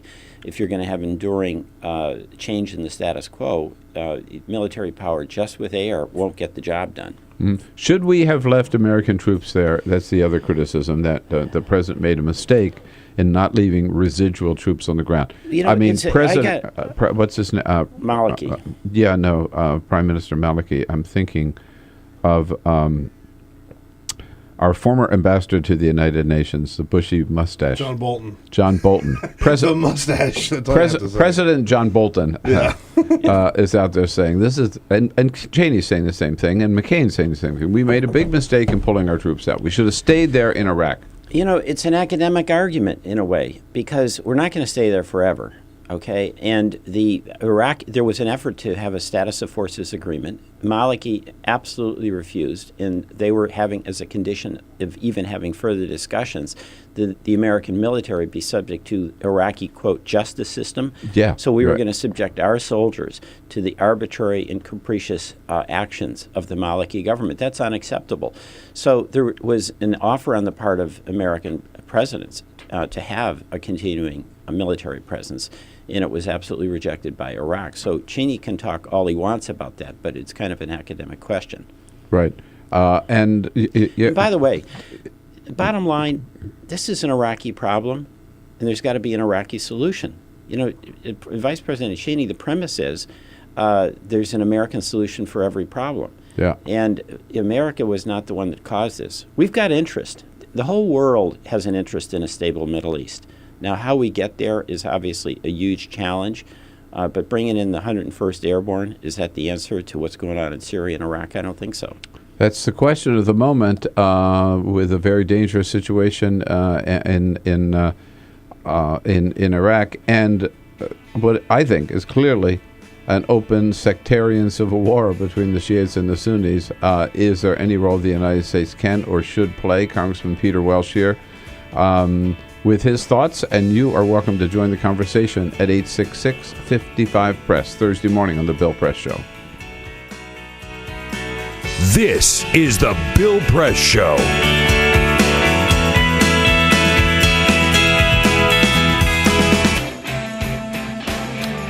Hey friends, good to see you today, and glad you're enjoying the show. Now, just time out for a little important message. You know, I've been on Fox News a couple of times lately talking about Sergeant Bo Bergdahl, and I got to tell you, boy, that experience reminded me once again of how Fox News is nothing but the media branch of the Republican National Committee. I mean, look at what they've been putting out there. Megyn Kelly insisting that George Bush never traded with terrorists. Oh, yes, he did. During the Iraq War. Oh, yes, he did. We've done that all the way back to the Revolutionary War and George Washington. You also had Lou Dobbs putting a psychologist on his show to say that by making this trade, President Obama proved that he was irrational and, in fact, insane. Yeah, they put that woman on Fox News. Sean Hannity, of course, leading the pack, with people calling Bo Bergdahl, Sergeant Bo Bergdahl, a deserter. Bill O'Reilly even says, attacked the father of Bo Bergdahl, saying Bob Bergdahl looks like a Muslim because he has a beard. Has Bill O'Reilly ever seen Duck Dynasty? And yesterday, or the other day, I was on with Jim Pinkerton on Media Buzz with Howie Kurtz. Pinkerton, a Fox contributor, attacked the doctors at Landstuhl Hospital in Germany, saying that they were hiding Bergdahl from reporters because they knew if they allowed him to talk, it would be embarrassing for the Obama administration. That experience, I got to say, just shows you again how Fox is nothing but an arm of the Republican Party, but also it tells you how important it is to have Free Speech TV, the only independent, progressive, full-time, 24/7 independent channel in this country. I'm proud to be part of it, and I know you're happy with free speech too. But of course, without government funding, without any corporate funding, how does free speech survive? With your help only. That's why we turn to you a couple of times a year, like we are now, again, to ask you, who've been so generous in the past, to dig in again. Help us as much as you can. For $50, you get to take place in a 1-hour conference call with me on July 15. $120 or $10 a month, a Free Speech TV bag, a copy of the Constitution, and you'll also be on that conference call. For $240 or $20 a month, you'll get a Bill Press Eco Journal and a pen set, and a Bill Press mug. For $360 or $30 a month, all of the above, including, again, the conference call. And for the big prize, if you are lucky enough to be able to afford $1,000, you appreciate free speech that much, make your way to Washington. Carol and I will take you out to dinner here on Capitol Hill and invite you to come into studio the next morning and join us for the show. Please make your pledge as generously as you can today at freespeech.org, or just give a call to 1-877-378-8669. We need a lot of help for Free Speech TV to put the truth out there and answer all the lies that you see and hear on Fox News. Is the Bill Press Show. 12 minutes before the top of the hour here, Congressman Mark Pocan joins us in the next hour. Colleague of Congressman Peter Welch, who is here with us in studio at this time, and we're talking about Iraq, or the situation in Iraq.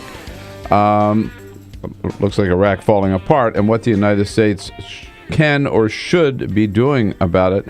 You know, Congressman, I keep thinking back to when he was still in the United States Senate.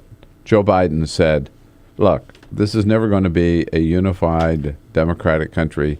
It's going to end up being someday a Shiite, a Sunni, and a Kurdistan state. Right. And we might as well just recognize that and let it happen. Is that where we're heading?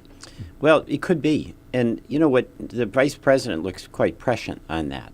I mean, the bottom line, let's step back. How did the lines in the Middle East get drawn? And it was a deal right after the First World War between the French, who were lying to the British, and the British, who were lying to the French about what their intentions were. Yeah. And they drew lines, the Sykes-Picot lines. It was a French and British diplomat. And they basically got out the rulers, had a map of the Middle East, and they drew lines. Mm-hmm. It had no basis whatsoever in any historical reality in the country. So you imposed the definitions and the boundaries by two bureaucrats who had no respect whatsoever for the actual historical reality. And we're still dealing with that. And we're still dealing with that. You know, most nation states do have a historical development that led to what their boundaries end up being. It involves some conflict, but it involves other things that are very, very important. So Iraq does have these three different ethnic groups: the Shia, the Sunni, and the Kurds. And what the vice president is indicating is that they each want what they have. Whether you can get there at this point where you've got facts on the ground is kind of tough. Up in Kurdistan, of course, that largely is an autonomous region, and the implications are less about Iraq than they are about parts of Syria and in Turkey, because Kurdistan extends into Turkey as well, where there'd be a lot of conflict as a result of any, quote, separate state.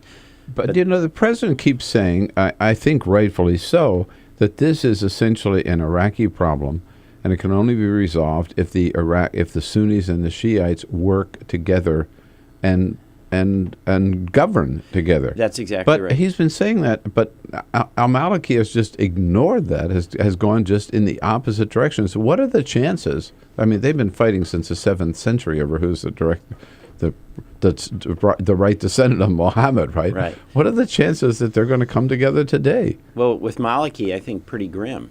I think between little and no chance with Maliki, because he's ruled as a sectarian leader.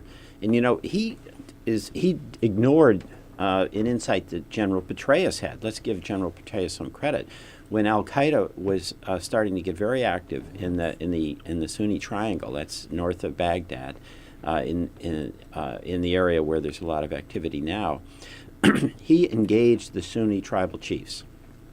And they felt they had a stake in the outcome. And they fought and defeated the al-Qaeda elements that were in the Sunni Triangle. Mm-hmm. What's happened now is Maliki has so embittered the Sunni, putting them in jail, denying them governance, directing money away from them and hoarding it for the Shia, that the Sunni tribal leaders don't have any stake in the future of the Maliki government. They're losers in this. So they've either been, in some cases, aligning themselves with the Islamists or looking the other way. So Maliki is a problem.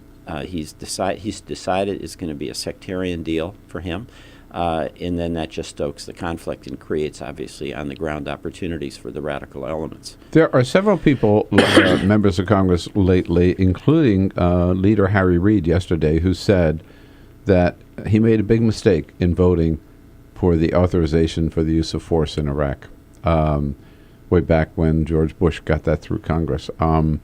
If the vote were held today to take some kind of military response in Iraq, if the president asked for a vote, would he get it? Doubtful. I think on Syria, remember when yes. He was going to take military action and he came to Congress, it was really looking like Congress was going to vote no on the military strikes on Syria. And it turned out, of course, that the president used diplomatic means to achieve largely, and still a little bit ways to go, but getting rid of the chemical weapons. But I think there's a skepticism. When I talk to just everyday people, they start scratching their heads. They kind of get it that, hey, this is about Iraq. It's about Syria. And as much as everyone has an immense amount of heartache about the obvious suffering, they don't see that having the American military go in there when it's an Iraqi problem, a Syrian problem, is going to actually result in the outcome that the Cheneys and McCains of the world are claiming are just to be grasped. Oh boy, yeah. I mean, I think you're absolutely right. I don't think the American people have any tolerance or any appetite or any patience for now that we've gotten out of Iraq, going back in, right? Yeah. I think that's right. It is a Sunni and Shia conflict that's going on, and it's being fought out across the Middle East, but especially in the heart of Iraq and in Syria. But there are things that we can do, and we should do them. What there isn't, and this is the illusion, I think, of the McCain and the Cheney approach. They think there's a military answer to every problem, and they assert this value of, quote, toughness, as though sending troops or bombing somehow is a guarantee of getting the outcome that you want. And they throw caution to the wind when, you really have to listen to some military commanders who know what happens. The dogs of war are unleashed. Yeah, they've been expressing a lot of doubts about that approach indeed. Congressman, always good to see you. Thank you. I'm so glad you're there fighting the good fight. Thank you, Bill. And you to continue to do so. Come back anytime. All right. Congressman Peter Welch, I'll be back and tell you what the president's up to today.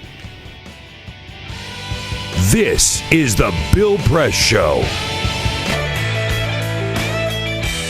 Hey, friends, just a little time out here for a very important message this morning. This is that time of the year when we ask you, just stop things a little bit, ask you to really help us here at Free Speech TV. We need your help to keep this great network going. And, I realized how important it is again the other day when I was on Fox News, and somebody brought up the old phrase again, the liberal media. This just drives me crazy. I've heard this for so long. I mean, what liberal media is what I want to know. I mean, look across the board, the reality. In talk radio, for example, right, where I've made a living for a long time, talk radio, there are like 2,000 news talk stations in this country. Only about 50 of them are progressive talk radio stations. That's being like generous for 50. All the rest are right-wing talk stations all day long. Look at the newspapers. Look at the op-ed pages. The vast majority of columnists today are conservatives, if not Tea Party people. And then even look at cable television. Yeah, Fox News, 24/7. The communications arm of the Republican Party. Even MSNBC is not progressive all day long. The only progressive cable channel anywhere in the country, the only really 24/7 independent, totally independent, progressive voice in the country is Free Speech TV. That's why I'm so proud to be part of it, and that's why we really need your help, because no government money, no corporate money. We depend on you, and we ask you to help again and be as generous as you can. Got some special goodies for you if you can. For $50, if you can help us with that, you'll be invited to participate in a conference call with me, 1 whole hour, talking about the issues of the day on July 15. If you can help us with $10 a month, just $120, you will get a copy of this Free Speech TV tote bag, a copy of the U.S. Constitution, and you'll be also on that conference call with me on July 15. For $240, for $20 a month, a copy of this Eco Journal with a pen with it, and a Bill Press mug. There it is, this great recycled plastic mug. For $360, $30 a month, you get the whole, everything, all of the above, including the conference call. And if you can afford it, for $1,000 to keep free speech going, make your way to Washington, and Carol and I will take you out to dinner and invite you into the studio here to meet our whole team and watch the show the next morning right here in our studio on Capitol Hill. So we got the mug, we got the book, the journal, and the pen. What else we have? We got a copy of the Constitution, and we've got the free speech tote bag, and we've got the conference call on July 15, and then Wining and Dining with Bill and Carol Press here in Washington, D.C., if you can help us with $1,000. All of that. So do it today. Go to freespeech.org. Be as generous as you can, please. Or to the telephone number 877-378-8669. And thank you, thank you, thank you for keeping us on the air.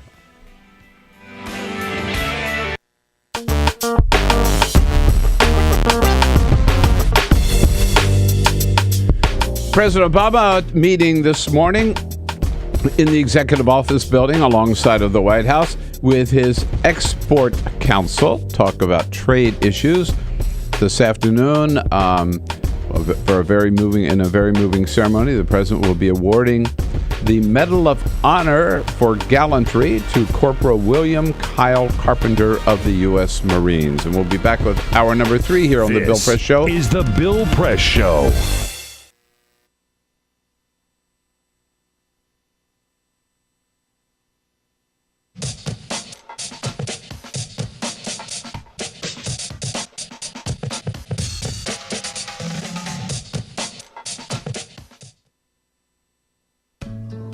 You wouldn't let money just blow out of your house.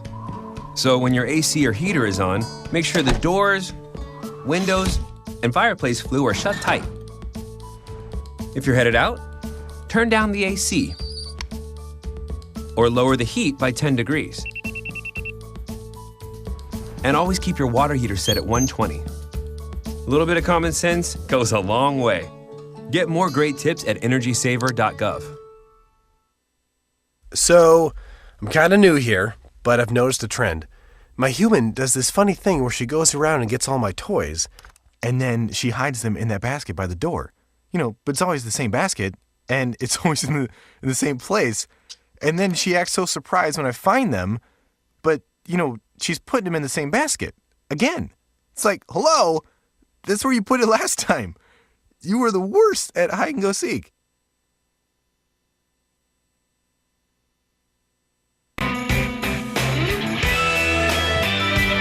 Okay, all of our good friends out there on free speech, listen up here, because this is a very important message. We are right down to the wire now, finishing up this spring pledge drive, and I got to tell you, the last couple of days, your response has been just over the moon. I mean, it's been really great. Lots and lots of you have responded, and thank you so much. Now, for those of you who haven't yet pitched in to help us here at Free Speech, to help you continue to get free speech every day, we need your help now more than ever to wind this up. You know, we've been We always do that. It's just like when you're studying in college, you put things off until the night before the exam. Well, this is like the night or the day before the end of the pledge drive. So if you've been waiting until you felt more moved to do so, now is the time to dig in. You know how it goes, free speech. We just depend on you, entirely depend on you. No government help, don't even apply for it. No corporate help, no Koch brothers help, no special interest money. It's all just our listeners and viewers who keep great people like Amy Goodman and Tom Hartman and Stephanie Miller and yours truly on the air. So please give us be as generous as you can. And remember, we try to make it attractive for you by offering you some goodies in return for $50, just $50. We're going to have a conference call on July 15 with me for a whole hour, taking your questions and talking about the issues of the day. I'm really looking forward to that. For $120 or just $10 a month, we'll give you a copy, your own copy of the Constitution, and a copy of one of these great Free Speech TV tote bags. You can carry your Constitution and other stuff around in, and you also be part of that conference call.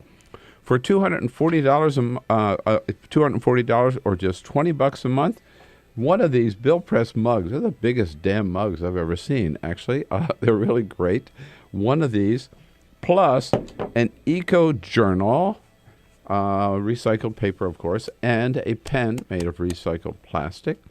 For $360 or $30 a month, all of the above, the Constitution and the mug and the eco journal and the tote bag and the conference call. And then for those of you who can afford it and really want to have a good time, if you can afford it with $1,000, you get your way to Washington, and Carol and I will take you out to dinner at one of our favorite restaurants right here on Capitol Hill. And then you can come in the next morning, meet the whole team, and join us for our broadcast from our studio right here on Capitol Hill in the shadow of the Capitol Dome, as we say. But again, all of us here at Free Speech TV depend on you. So go to our website, freespeech.org, make your pledge today, or give a call. Operator standing by to hear from you at 877-378-8669. Free Speech TV, we all need your help. Thank you for being as generous as you can.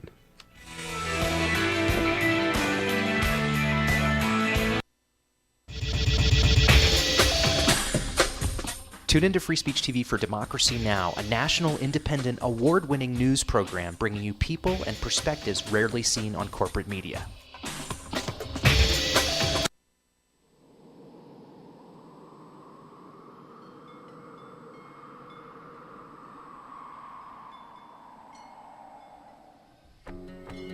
I probably would make a time machine. I would make medicine for the sick. I'd probably invent something new. 我会赢到5个总冠军戒指。 If I could have an extra 5 years to live. You said 5, right? 5 years. It's a long time. I would try to fix everything I did bad. I would bring my uncle back because I miss him very much. I would get more hamsters. I would probably want to go looking for dark matter. I think I'd go looking for aliens.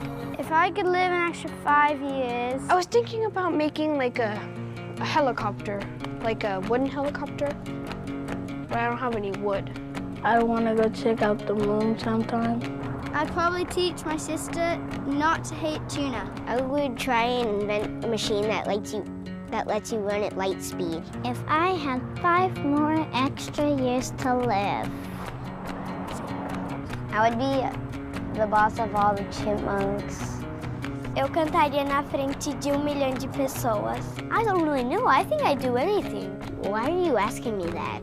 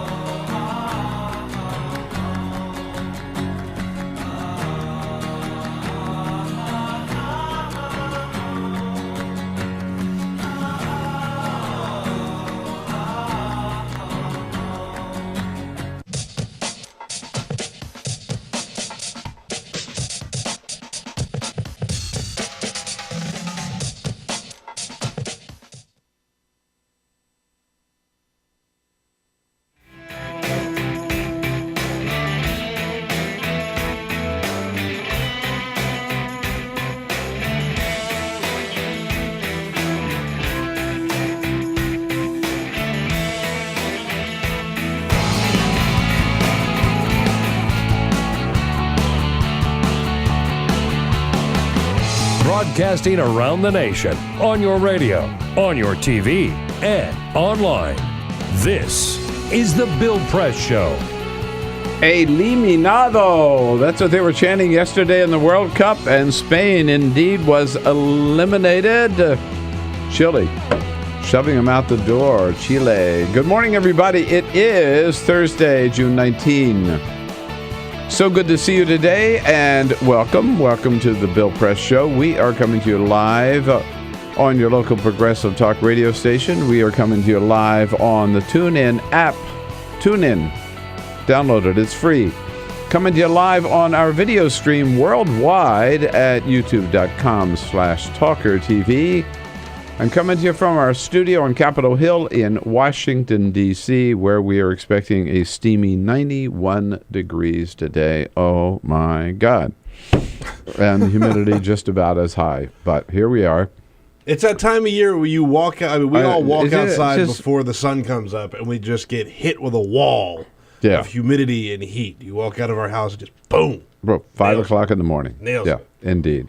Good to see you today. Thanks for joining us. Join the conversation at any time on all the topics we're talking about at 866-55-PRESS. You got the team here, Peter Ogburn and Lisa Murphy. Hello, guys. Hey. Hey, good morning. Alicia Cruz has the week off, and so Javon Paris is here taking your calls, screening your calls at 866-55-PRESS, and our videographer, Cyprian Bolding, behind locked doors here.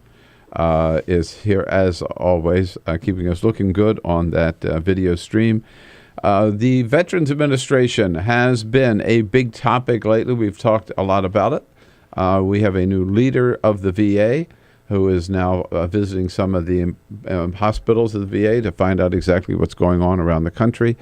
We've got legislation in Congress, the biggest bill sponsored by Senator Bernie Sanders and Senator John McCain. We wanted to get an inside look at the VA this morning, and so we were pleased to be joined by Jane Nygaard, who is the District National Vice President for nurses at the VA who are members of the AFGE. I hope I have that right. Hello, Jane. Nice to see you. Thank you. Nice to be here. Thank you for coming in. Look forward to hearing the inside scoop from you here.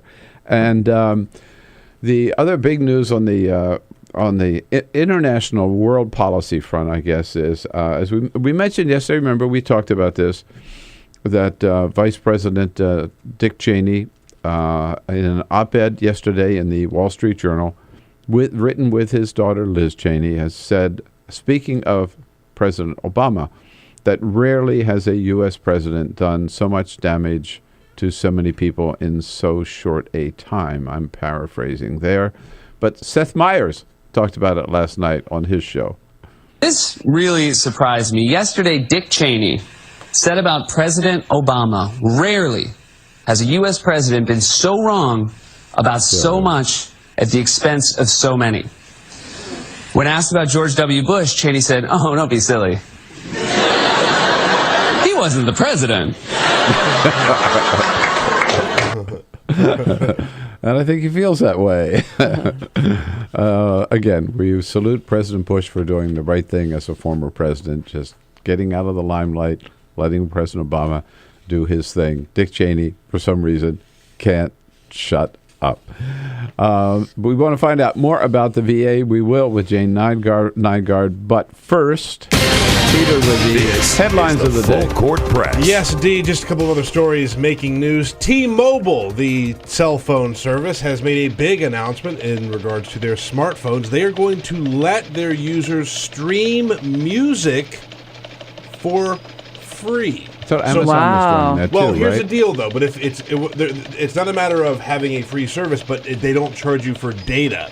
So if you use iHeartRadio or Pandora or Songza or any of the things that stream music, any of the services that stream music, it normally eats up a lot of data charges on your phone because you have to have a certain amount of data to make that happen. Oh. T-Mobile has said they're not going to charge you any data for streaming music. Mm-hmm. It's going to be free, which is just another step in the direction of IP-generated content and things that happen electronically, not over the airwaves. Moving in that direction. Certainly looks that way. On Jeopardy last night, under the politics category, there was this. The political group Emily's List takes its name from Early Money is Like blank. Yes. Emily's List made it onto Jeopardy last night. That's the answer, really of great. course, It's yeast. yeast. Early Money is Wow. like yeast. But they were a Jeopardy question, which is pretty cool. We'll have to ask our friend Jess McIntosh about it next time she comes in. And Stephanie Shriak. Shriak, absolutely. Good for them. And a softball smackdown last night here in the nation's capital. The members of Congress taking on the Bad News Babes, the reporters from around D.C., and the Hill members, the congressional members, routed the women reporters. 10-5 was the final score. Debbie Wasserman Schultz had a couple of hits. She also pulled a hamstring while trying to reach second base. She tried to slide and had to be helped off of the field. She came out on crutches after the game. But again, 10-5, the big win for the members of Congress. Gabby Giffords threw out the first pitch. We talked to Donna Edwards about a very special guest was going to be making it. She did throw out the first pitch and later tweeted directly to 50 Cent, who, remember, had the worst first pitch of all time. Oh, no. Oh, She yeah. tweeted to 50 Cent and said, "My first pitch went a little bit better than yours did." Oh, that's funny. That was a great event It was last good. night. We were there. Peter and I were there at the game. Carol was there for the entire game. I got there for part of the last inning because I had a couple of things I had to do. Peter was there with his son, so we did our. We were there, and we were. I must admit, we were cheering for the Bad News Babes. We were pulling for the reporters. Yeah, sure. And don't tell Don Edwards. All right, 12 minutes before the hour. So, Jane, you have been, before you got this august title of National Vice President, you were a nurse at the VA, right? Right. I worked at the Minneapolis VA for 35 years. Whoa. And how do you rate the care that servicemen and women who come to the VA get from the VA? Well, just from our patient satisfaction, we rate higher than the private sector. I would say that if you ask the veterans, the majority of them would say that the care that they get is excellent. The VA is one of the few systems that track errors and things, so anything that goes wrong, we try to figure out a way to make it right. Mm-hmm. So we deliver safe, quality care. And so how many, for nurses, like your organization represents how many nurses nationwide? Oh, that's a good question. I don't know the exact numbers, but we represent registered nurses, licensed practical nurses, nurse practitioners, etc.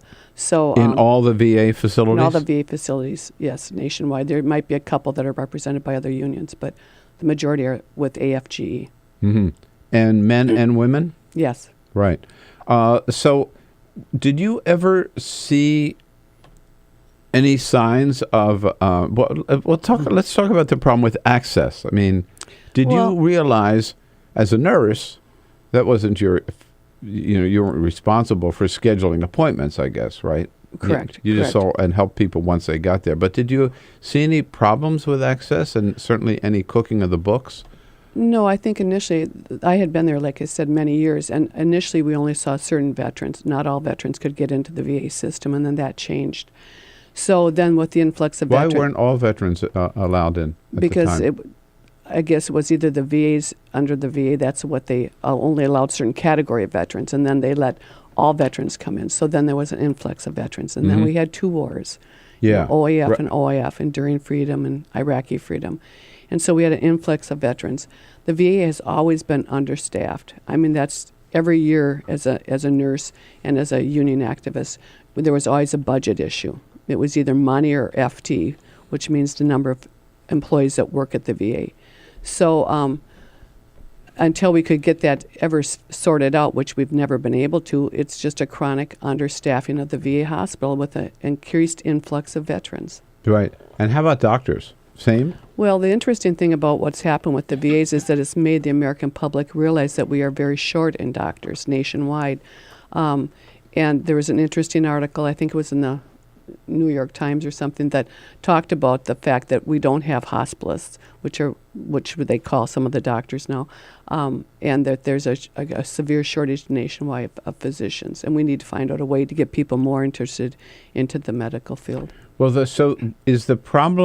was the problem with access the fact that a shortage of doctors and a shortage of nurses, or a shortage of operating rooms, or it's It's all, I think. It's a shortage of doctors. It's a shortage of staff because of chronic underfunding. Mhm. It's a shortage of space. And it's interesting that you bring that up because at the Phoenix VA, which is where this all started, Right. there's an interesting article that actually the American Legion has a group that's called Systems Worth Saving. And they have a team that goes out into the different facilities now, and they're looking at issues and things. And what they said with the Phoenix that nobody has addressed is the fact that the Phoenix VA did ask for money to build additional space for access for veterans, but that wasn't approved by Congress. So there's a lot of people working on it, but I think what people really need to realize is that the system is the best care anywhere. And if you haven't read the book by Phil Longman, it's called Best Care Anywhere, and it talks about the VA system and how it went from a kind of an antiquated, obsolete system into the best healthcare system in the world, actually. We do it more cost effectively. We deliver more care to our veterans, and it's the best quality care anywhere. It hasn't had that reputation over the years, maybe undeserved, but I've always heard complaints about the VA. Well, it's easy to make complaints about the VA because we can't use tax dollars to get out there and say how great we are. That's why we're always happy when we get a book from somebody like Phil Longman, who was out there trying to find out what was wrong with the VA, and instead he found out just the opposite, that we're a great system. So we can't just use taxpayer dollars to say, hey, we're a great system like some of the other private sector hospitals can do.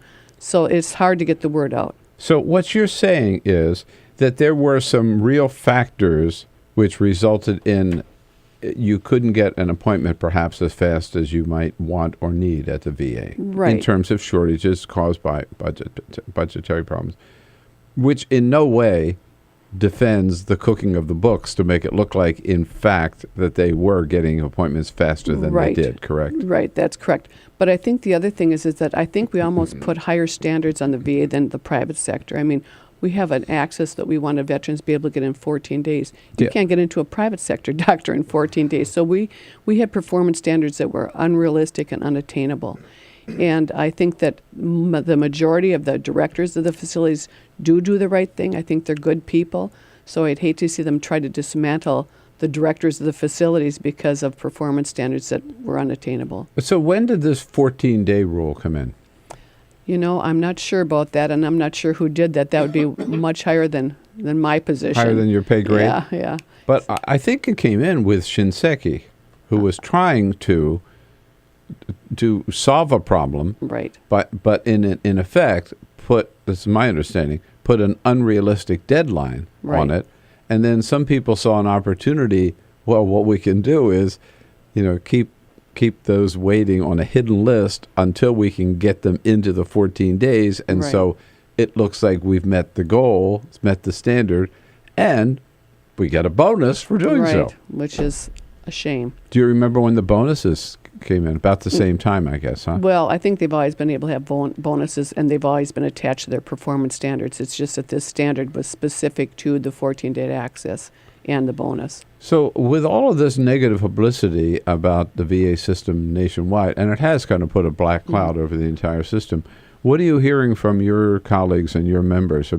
People, do they feel kind of depressed, or do they feel that, oh, now we're finally going to get the reforms that maybe the reforms that we need? Well, I think it's been hard on the frontline staff because they all do a great job with the number of people that are there to help them do the job.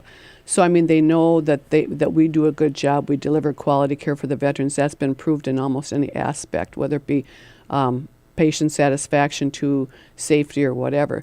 But I think the hard part for federal employees is that we've been demoralized by the treatment we've had over the last 3 years. They had a pay freeze for 3 years. Now we got a 1% pay raise. And then this happens to the VA and makes it look like federal employees are not doing their job when in fact they are. And it's Congress who's been kind of making it more difficult by not funding us properly. Right. You can find out more about the work of the AFGE in this area at the website AFGE.org, correct? And then just look for the nurses. Well, it wouldn't be just nurses, but about the VA. Save the VA. Save the VA. I'm going to ask you before we take a break. And by the way, you have any questions or any comments for Jane Nygaard here from the VA nurses with AFGE? Give us a call or talk about your experience with the VA. We've heard from a lot of you over the last few weeks when we've talked about this at 866-55-PRESS. If you know, what's an average nurse at the VA make? Salary-wise? Mm-hmm. Good question. It depends because it's right. locality. And how long they've been there and all that kind of stuff, so right? But maybe generally across, what would you say? 60, 70,000 maybe. Mm-hmm. For a full shift registered nurse. Registered nurse, which is less than the private sector would pay. There you go. Hardly. I mean, that's good living, but we're not talking about. No, we're talking about people who work 24/7 every other weekend or 2 weekends in a row, holidays. Yeah. And not talking about people with multiple homes or driving Bentleys. No. Jane Nygaard here with us from the VA at 866-55-PRESS. This is the Bill Press Show. Hey, friends, good morning. Hope you're enjoying the show. And just a little time out here. You know, our spring pledge drive is almost over, so a special plea to you this morning. If you haven't already done so, I know you've been thinking about it. You put it off. I'll do it tomorrow. I'll do it next week. Now's the time. We need your help for Free Speech TV and ask you to dig in and be as generous as you can. You know how important Free Speech TV is. Just got back from a little side trip to Sacramento where I joined Governor Jerry Brown and House Minority Leader Nancy Pelosi at the opening of the new California Democratic Party headquarters in Sacramento. Ran into quite a few friends there who say they get up early every morning to watch the show on Free Speech TV. That's how important it is. You know, free speech, it is the only independent, progressive, totally fearless television channel out there, bringing you, me and Amy Goodman and Tom Hartman and Stephanie Miller and all of your other favorite friends, but without any corporate money, without any special interest money, without any government money, without any Koch brothers money. We depend on you to stay on the air. So again, please be as generous as you can. And we have those special gifts for you to encourage you to help out. For $50, you'll be able to join a 1-hour conference call with me. On July 15, we'll talk about all the issues of the day and kind of wrap things up, solve the world's problems. For $120, that's just $10 a month, you'll get a Free Speech TV bag with a copy of the U.S. Constitution, and you'll also be on that conference call. For $240, $20 a month, that if you can make that pledge, you'll get a copy of the Bill Press Show Eco Journal and a pen to go with it, plus the mug. And for $360, that's $30 a month, you'll get all of the above. Everything, including the conference call as well.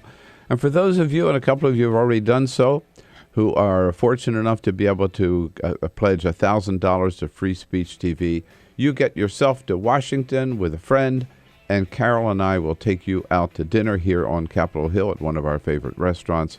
And then the next morning, we'll invite you to come in to the studio here, meet our team, and sit in for the show the next morning. So it's a very special treat, and hope you're able to make that. However you can help, well, anything from $50 to $1,000, we really do appreciate it. And we depend on it, again, because that is the sole source of funding for Free Speech TV. All the news of the day from a decidedly left point of view, your calls, your commentary, our great guests, you make it all possible. We couldn't do it without you. So thanks again for being as generous as you can. Please join our pledge drive now.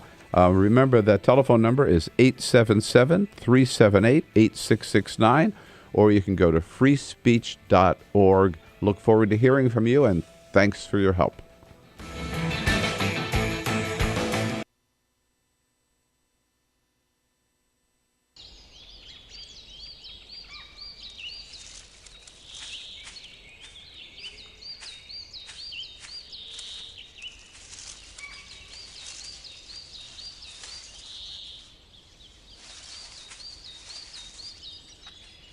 At Earth Justice, we defend the environment in the courtroom.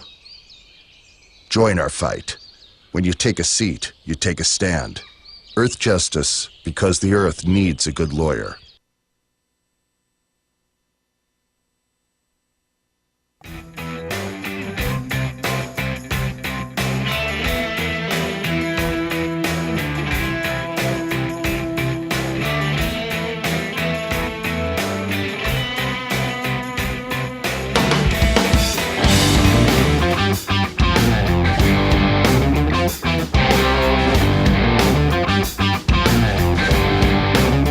seen on Free Speech TV and online on TawkrTV. This is the Bill Press Show. It's 26 minutes after the hour. We're talking about the Veterans Administration with Jane Nygaard, who is a national vice president with the VA nurses, members of the AFGE, American Federation of Government Employees, all federal employees.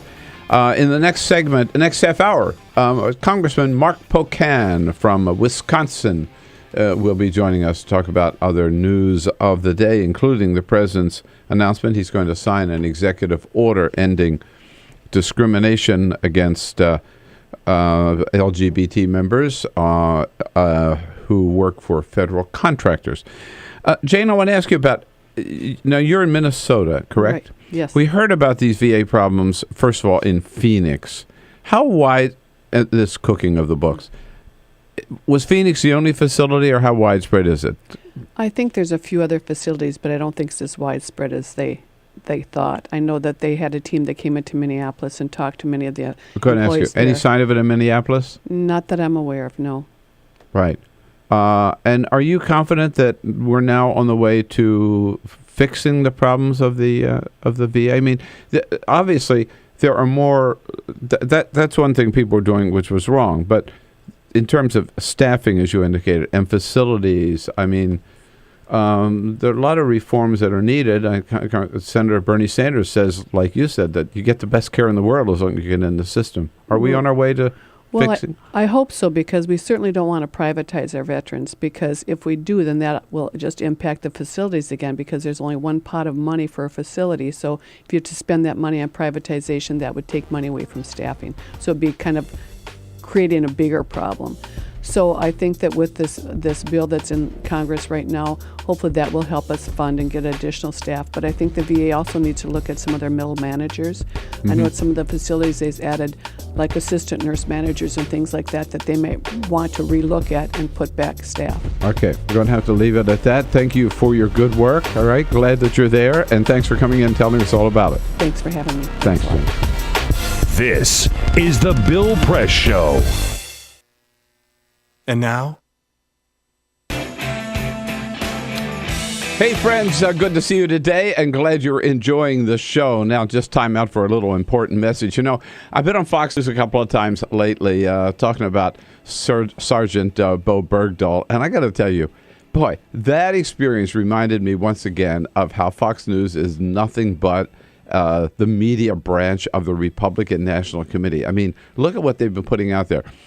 Megyn Kelly insisting that George Bush never traded with terrorists. Oh, yes, he did. During the Iraq War. Oh, yes, he did. We've done that all the way back to the Revolutionary War and George Washington. You also had Lou Dobbs putting a psychologist on his show to say that by making this trade, President Obama proved that he was irrational and, in fact, insane. Yeah, they put that woman on Fox News. Sean Hannity, of course, leading the pack, with people calling Bo Bergdahl, Sergeant Bo Bergdahl, a deserter. Bill O'Reilly even says, attacked the father of Bo Bergdahl, saying Bob Bergdahl looks like a Muslim because he has a beard. Has Bill O'Reilly ever seen Duck Dynasty? And yesterday, or the other day, I was on with Jim Pinkerton on Media Buzz with Howie Kurtz. Pinkerton, a Fox contributor, attacked the doctors at Landstuhl Hospital in Germany, saying that they were hiding Bergdahl from reporters because they knew if they allowed him to talk, it would be embarrassing for the Obama administration. That experience, I got to say, just shows you again how Fox is nothing but an arm of the Republican Party, but also it shows you how important it is to have Free Speech TV, the only independent, progressive, full-time, 24/7 independent channel in this country. I'm proud to be part of it, and I know you're happy with free speech too. But of course, without government funding, without any corporate funding, how does free speech survive? With your help only. That's why we turn to you a couple of times a year, like we are now, again, to ask you, who've been so generous in the past, to dig in again, help us as much as you can. For $50, you get to take place in a 1-hour conference call with me on July 15. $120 or $10 a month, a Free Speech TV bag, a copy of the Constitution, and you'll also be on that conference call. For $240 or $20 a month, you'll get a Bill Press Eco Journal and a pen set. and a Bill Press mug for $360 to $30 a month. All of the above, including, again, the conference call. And for the big prize, if you are lucky enough to be able to afford $1,000, you appreciate free speech that much, make your way to Washington. Carol and I will take you out to dinner here on Capitol Hill and invite you to come into studio the next morning and join us for the show. Please make your pledge as generously as you can today at freespeech.org, or just give a call to 1-877-378-8669.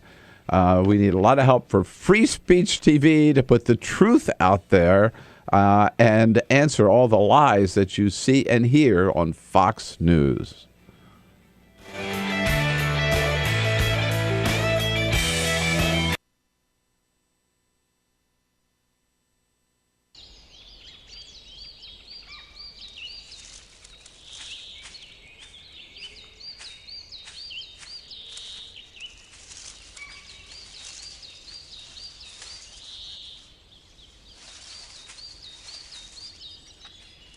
At Earth Justice, we defend the environment in the courtroom. Join our fight. When you take a seat, you take a stand. Earth Justice, because the Earth needs a good lawyer.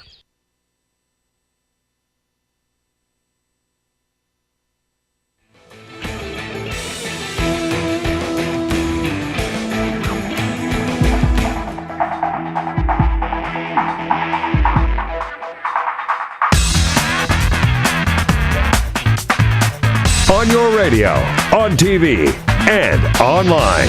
This is The Bill Press Show. Hey, you bet it is. 33 minutes after the hour now. Here we go on a Thursday morning, June 19. It's The Bill Press Show. We are coming to you live from our nation's capital, our studio in Capitol Hill. We're brought to you today by the American Federation of Teachers, the good men and women of the AFT under President Randy Weingarten, making a difference in America's classrooms every day. We salute our teachers and thank them for their support. And you can find out more about their good work at aft.org. Here we are on Capitol Hill. You never know who's going to stop by on their way to work in the morning. And often it's a good member of Congress and a good friend, as it is this morning. We welcome Congressman Mark Pocan from Wisconsin back in the studio this morning. Congressman, good to see you. Great to see you, Bill. Thank you. Good to have you in town. I don't know whether you were in the crowd last night, but Peter and I were there. Peter with his kids, me with my wife Carol. We were cheering on the big softball game last night. It was a victory. That's great. I know. God, your colleagues in the Congress, they walloped the reporters 10-5. Don't take it personally. I was rooting for the reporters. I understand. But we were glad. It was a good victory for our team, and now we got another game next week. So I know it's the men Democrats versus there we get a little more partisan. Right, and hardball, not softball, huh? Exactly. Well, we work bipartisan. I guess the women work bipartisan, the men don't. I wonder if that's any kind of a metaphor for anything. Yeah. Now, are you on this team? No. Unfortunately, there are people with far more talent. Well, I got to tell you, Peter, I just saw a little bit of the last thing, but Peter was saying that the congressional women were Republicans and Democrats on the same team. They were pretty good. There's some big hitters. Yeah. There's some big hitters on that team. You could. Who were the stars? Kirsten Gillibrand was the pitcher, Gillibrand was the pitcher. Debbie Wasserman Schultz cranked a couple out into the outfield. Donna Edwards had a couple of good showings. Christy No, Republican. She drilled a couple. But there were a couple balls because we were out sort of an outfield because that's the best vantage point we had. And there were a couple of balls that came flying out towards our way. We were going, whoa! Yeah. They were way out there. Yeah, it's very good. When you don't pass bills, you have a little more time to practice. There you go. Yeah, right. That's the reality. Now, Congressman, the president appearing in New York at a big LGBT gala the other night made a big announcement, which the crowd was very happy to hear. Here he is. I've directed my staff to prepare for my signature an executive order prohibiting discrimination by federal contractors on the basis of sexual orientation and gender identity. This is the so-called ENDA rule, which the Congress has not acted on, and there's been a lot of pressure on the president to sign such an executive order. He finally decided to do so. This is a big deal, isn't it? Yeah, a very big deal. I mean, we've been trying to get employment non-discrimination done for a long time. I think Wisconsin was the first state in the nation, 1982, signed by a Republican governor in 1983, that passed it for gays and lesbians. At that time, we didn't have transgender included, but now most states that are doing this obviously are doing it in the most full and inclusive way. But the fact that the president is getting this done, and we requested it from the Equality Caucus, LGBT groups across the country requested it. Again, this is part of Congress not acting. If it got to the floor, I'm confident the votes are there. We have 8 Republican co-sponsors and virtually every Democrat's a sponsor, but it's getting it onto the floor past Speaker Boehner, who's representing the Tea Party folks of his caucus, not the rest of us. And because of that, the president is, again, filling the void and making sure that something gets done, and we really appreciate that. The Faith and Freedom Coalition is out this morning with a statement. I just was reading earlier. Ralph Reed, and they have their big conference now in Washington this week, starting today. So all the Republican candidates are going to be there, and Faith and Freedom Coalition. And this is just another example of the imperial presidency, right? President basically breaking the law and going over and above the Constitution to do something, even though Congress will not do it. What I wonder is, and these other Republicans in the House, I mean, John Boehner, what is their defense of not signing this? In other words, are they really saying it's okay to discriminate against people in this country today? I don't think for any reason. I don't think personally John Boehner is our problem from conversations that we've had with him and even others, like Paul Ryan, who supported previous versions of ENDA, one of a relatively small number of Republicans. But it's that, Tea Party base, again, that they have, the people that are going to go to that conference and, everyone who wants to run for president is going to be there, who feels that that's a small subset. It's less than 20% of Republicans, last I heard from some polling data that we had.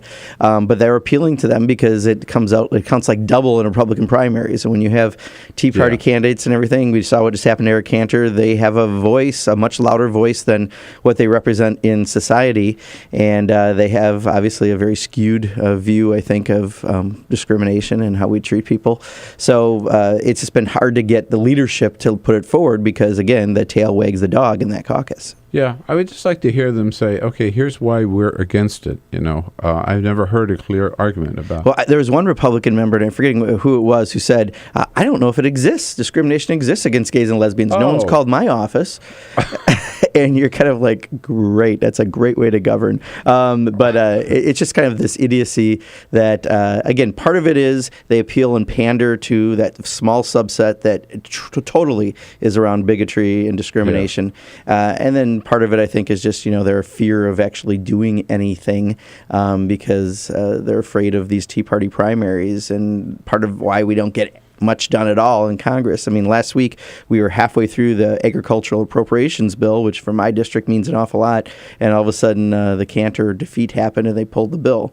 Once again, the tail just wags that dog in that caucus over and over. Yeah, maybe we shouldn't be surprised at people still having that point of view, because it wasn't so long ago. Peter, I'm blank on who it was that said about, the blacks were happy under slavery. They were better off. They used to sing in the fields, right? Just a couple of weeks ago. I mean, in this day and age, somebody would still say that. Yeah, right. I mean, that's part of the Tea Party phenomenon. You brought in some of these folks that maybe aren't in the mainstream of society to get elected to office, who then say things like this and have these kind of ideas and views. And it's not representative of our country, certainly not of people in the heartland. And yet, they're the ones who are speaking out, and they have these very strange views of what it used to be. I just wish if they really want to bring us back to the 50s, they'd bring us back economically to the 50s when we really brought in real revenue from the top 1% and 2%, and we had strong labor unions, and we supported workers' right to organize, and so they want part of the 50s, but they don't want maybe the good parts of the 50s. This is a time, he still has 2.5 years to go, but when we start assessing what a president's legacy might look like, when it comes to civil rights and LGBT issues, What's President Obama's legacy going to be? Well, I mean, off the charts positive. I mean, there's been no president who's been this supportive of full equality for everyone, not just around issues of marriage. You know, right now, marriage equality is what most people talk around the country. In my state, in Wisconsin, we just had a judge a few weeks back, rule for marriage equality. But, we don't want people to think that that's everything. We have employment discrimination, which is why ENDA is important in the president's order for federal contractors.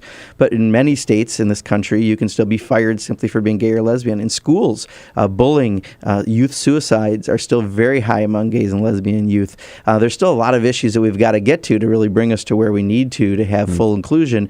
But marriage equality really has kind of grabbed most people's interest. But the president's been good across the board. Virtually every single opportunity he's had to bring this country to a better place for every single person, where you can be treated with respect and dignity and have the liberty to live your life. The president's been there absolutely as strong as possible. Don't ask, don't tell. Forget that. Same-sex marriage, the first president to come out for marriage equality ever. It had a huge impact when he did that. Right. And now ENDA, right? So does that indicate to you that the political tide is changing, across the nation, not just with a liberal Democrat? No question. In Wisconsin, in 2006, just 8 short years ago, we passed one of those hateful constitutional amendments defining marriage. We had about 37% support for marriage equality. The last poll was 55%. That's a huge change in just a little bit of time. Whoa. Among people 30 and under, it's like 81% support. Wow. So there is a true sea change. We always knew it. If you know someone who's gay or lesbian, you can realize we are just as boring as everybody else, and there's nothing too exciting out there. And yet you kind of realize that why shouldn't my husband and I have the same rights as anyone else? And if I'm really threatening anyone's marriage, they've got some other issues to figure out about, rather than the fact that we're married. It really is amazing. And I think for Republicans, let's come back to this Faith and Freedom Coalition. All these Republican candidates, would-be candidates, right, or would-be presidents, are coming into town the next couple of days to Ralph Reed and the Faith and Freedom Coalition and the religious conservatives, and they're going to be talking about these social issues. And a lot of it, as Ralph Reed indicated with this statement, thinking the president signing ENDA is wrong. It's going to be anti-gay, right? Anti-same-sex marriage, all of that. But they're speaking to a smaller and smaller share, even of the Republican Party, aren't they? Even Grover Norquist doesn't see this as a winning issue. Scott Walker right now, who I know of no one who he gets out of the bed and he polls what he should have for breakfast. He's trying to take a very nuanced position around this right now to try to not be seen as too extreme. This is I've said this is the last election cycle I think people are going to be able to really fundraise off this issue, because there is even growing among Republicans and certainly independents and Democrats that this is it's only an issue if you choose to discriminate, not an issue if you're someone who has the antiquated views. So I think that they are losing this as a wedge issue, and that's a good thing. It's good that we can move on to other things. But this weekend will be interesting to watch those who still decide to pander rather than to really stand up and be statesmen, because I think standing up within the Republican Party really is pretty substantial, especially still in this issue area, and I appreciate those who do that. Yeah, absolutely. Congressman Mark Pocan here with us in the studio. Your calls and your questions always welcome. You don't often get a chance to throw a question to a member of Congress. Here you go, 866-55-PRESS. We'll be right back. This is the Bill Press Show. Hey friends, good to see you today, and glad you're enjoying the show. Now, just time out for a little important message. I've been on Fox News a couple of times lately talking about Sergeant Bo Bergdahl, and I got to tell you, boy, that experience reminded me once again of how Fox News is nothing but the media branch of the Republican National Committee. I mean, look at what they've been putting out there. Megyn Kelly insisting that George Bush never traded with terrorists. Oh, yes, he did. During the Iraq War. Oh, yes, he did. We've done that all the way back to the Revolutionary War and George Washington. You also had Lou Dobbs putting a psychologist on his show to say that by making this trade, President Obama proved that he was irrational and, in fact, insane. Yeah, they put that woman on Fox News, Sean Hannity, of course, leading the pack with people calling Bo Bergdahl, Sergeant Bo Bergdahl, a deserter. Bill O'Reilly even says, attacked the father of Bo Bergdahl, saying Bob Bergdahl looks like a Muslim because he has a beard. Has Bill O'Reilly ever seen Duck Dynasty? And yesterday, or the other day, I was on with Jim Pinkerton on Media Buzz with Howie Kurtz. Pinkerton, a Fox contributor, attacked the doctors at Landstuhl Hospital in Germany, saying that they were hiding Bergdahl from reporters because they knew if they allowed him to talk, it would be embarrassing for the Obama administration. That experience, I got to say, just shows you again how Fox is nothing but an arm of the Republican Party, but also it shows you how important it is to have Free Speech TV, the only independent, progressive, full-time, 24/7 independent channel in this country. I'm proud to be part of it, and I know you're happy with free speech too. But of course, without government funding, without any corporate funding, how does free speech survive? With your help only. That's why we turn to you a couple of times a year, like we are now, again, to ask you, who've been so generous in the past, to dig in again, help us as much as you can. For $50, you get to take place in a 1-hour conference call with me on July 15. $120 or $10 a month, a Free Speech TV bag, a copy of the Constitution, and you'll also be on that conference call.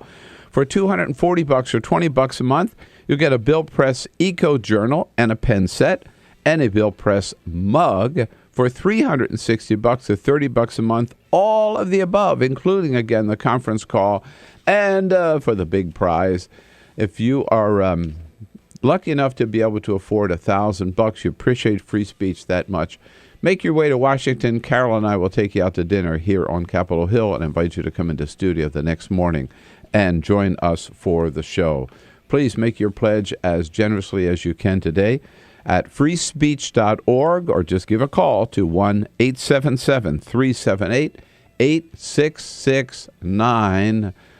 We need a lot of help for Free Speech TV to put the truth out there and answer all the lies that you see and hear on Fox News. On Free Speech TV and online on TawkrTV, this is the Bill Press Show. 12 minutes ago, before the top of the hour, Thursday morning, June 19. Going to be a scorcher in Washington today. They're saying 91 degrees. Yeah, I picked up my iPhone when I woke up this morning. First thing I looked at, what's the day look like? I saw that 91 degrees. I thought, no, just roll over, go back to bed. Who wants that? Congressman Mark Pocan is with us here from Madison, Wisconsin, representing Wisconsin's 2nd District. Have you ever been to Beloit, Congressman? Of course, that's in my district. Oh, it's in your district? Yeah, absolutely. Uh-oh. Then watch out, because here's Pat from Beloit, Wisconsin. Hi, Pat. Hi, Mark. I have met you when you were running for the congressional seat when Tammy left it, and I'm so glad that the LGBT issues are changing, but I'm more concerned at least of the other trend, which is, and I know you're sponsoring a Voting Rights Act, but we have more discrimination against segments of people in voting, and of course you know about unions and all these things. How do we get the tide to change, and how do we get Eric Holder to maybe get a little more assertive on defending our rights that we once had? All right. Good question. Yeah. Mark? Well, first Thanks, of all, Pat. Thanks for the call. Pat, I was in Beloit last Friday. I was a judge for a chili cook-off at a teacher's house. They have the end-of-the-year party. School ended last Friday, and I had some really good chili. Oh, and, man. yeah. Nice. So it was See, there are all kinds of perks. Yeah, I know. Member of Congress. And you know what? I learned people's secret ingredients, too, afterwards that share with them, and some very unique stuff that goes into, let's just say... All right. I never think of peanut butter quite the same anymore. Whoa. Yeah, that's all I'm saying. So and chocolate bars, but For chili? Yeah, interesting. I've seen the chocolate going to chili. I've never had peanut butter. Yeah. Man, that's wild. Oh, all right. But important, yes. More important on an issue scale is voting rights. And what Pat brought up, and really important, two things. One, obviously, the Supreme Court decision last year put us in a place where we have to fix something. Even Republican Congressman Jim Sensenbrenner from Wisconsin is trying to make sure that we can do that fix that we need to do, and yet Congress isn't working. It's not getting it done. I think what Pat was referring to is Representative Keith Ellison and I have a constitutional amendment, a right to vote. And I think many people may not realize this, but there is not an explicit right to vote in the U.S. Constitution. It's certainly implied. They talk about discrimination in voting. But if you think about it, when it was written, 20% of the people could vote. White male property owners over 21. And we now are at a point where we want to make sure we have those protections. But since Republicans, and it is Republicans, who are going after voters because they want to pick their voters as opposed to voters picking their elected officials, have done things like photo ID. We've seen that in Wisconsin. Just most recently in Wisconsin, and I'm sure this is what Pat's referring to, is they eliminated early voting, or they reduced the amount of hours you can do. They have long lines in a lot of places, and the tougher we make it to vote, you're taking away that one thing we have that I think puts us all at an equal level in democracy is we have one vote. The Koch brothers and my brother and I, the only thing we have in common is we each have one vote. And as long as you have that, you have a democracy. When you don't have that, you don't have it. So it's a really important issue, Pat. We're working on in Congress. We've been pushing everything from Eric Holder to trying to get the constitutional amendment done to trying to get something done in a bipartisan way on the floor of Congress. We're going to keep it up. But at the same time, I think it backfired, as you know, in Wisconsin last fall. A lot of people came out to vote in parts of the state that don't normally vote. We had really high turnout because they were upset that the state was trying to push back on their right to vote. So I think that this is one where there's a citizen groundswell, and I think we can push back those who think they know better than the voters. Just real quickly before we let you go, you have and other members of Congress have signed a letter about Brunei. What's the issue there? Well, Brunei is one of the countries that's included in the negotiations on the Trans-Pacific Partnership trade deal, a trade deal that already is largely flawed. It's like NAFTA on steroids. But Brunei recently implemented Sharia law, which includes stoning of gays and lesbians to death and other adulterers, and they have a lot of problems with religious minorities. And to include them in a trade deal, we've done a good job in this country, I think, of trying to stand up at various times to help human rights across the world by using our power as the country that we are to be able to do that. And in a trade deal, to include them in that while we're negotiating seems wrong. So 119 members, bipartisan letter, signed a letter suggesting that we don't include them in the negotiations. Yeah, good for you. I mean, we have to stand for something, I would hope, in our trade deals. Absolutely, and that's a minimum level of what we should be doing. Congressman Mark Pocan, glad that you're there fighting a good fight for all of us. Thanks so much for being there and for coming in this morning. Yeah, and the hit chili hints, no problem. A whole show on chili. We'll get you on that. A chili cook-off we need right here in the studio. Let's do it. I'll be back with today's parting shot. This is the Bill Press Show.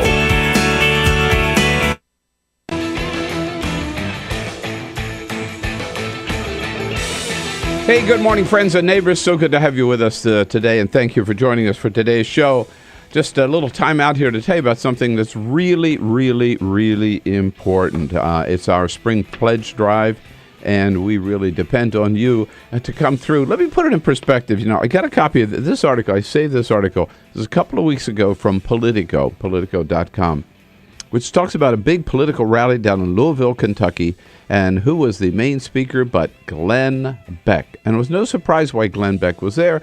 This rally was sponsored by Freedom Works. That's that big political so-called grassroots organization funded by the Koch brothers. And the reason Glenn Beck was there was because over the last few years, Koch brothers, Freedom Works, have given Glenn Beck $6 million, reported right here. $6 million for him to talk about Tea Party issues and to interview Tea Party candidates. $6 million.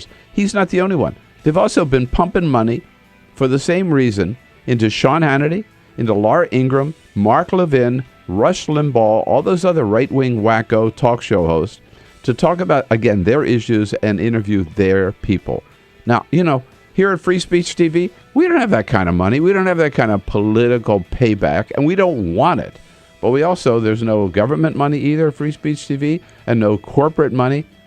Here at Free Speech TV, the only people that we turn to and depend on exclusively, totally, is you, our viewers every day. So a couple times a year, we'd have to turn to you and ask you again to help and be as helpful as you can and as helpful as you've been in the past.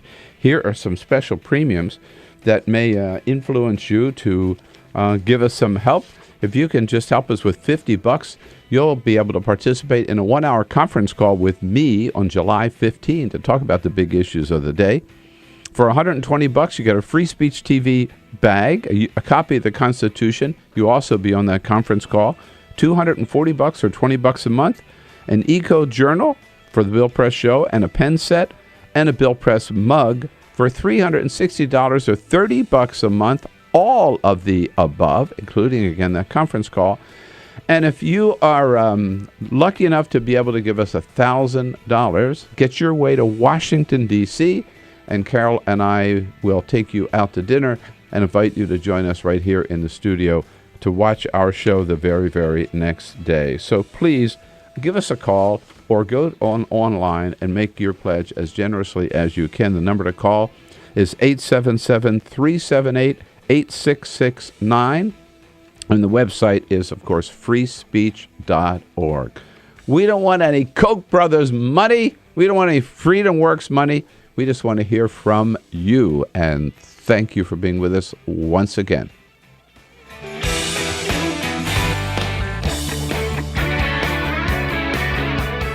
The Parting Shot with Bill Press. This is the Bill Press Show. Well, a little bit of history made at the White House yesterday. Jay Carney spending his last day at the podium as Press Secretary. Josh Earnest takes the podium today. Everywhere I go, people ask me, so how's Jay Carney doing as Press Secretary? And my answer is always the same.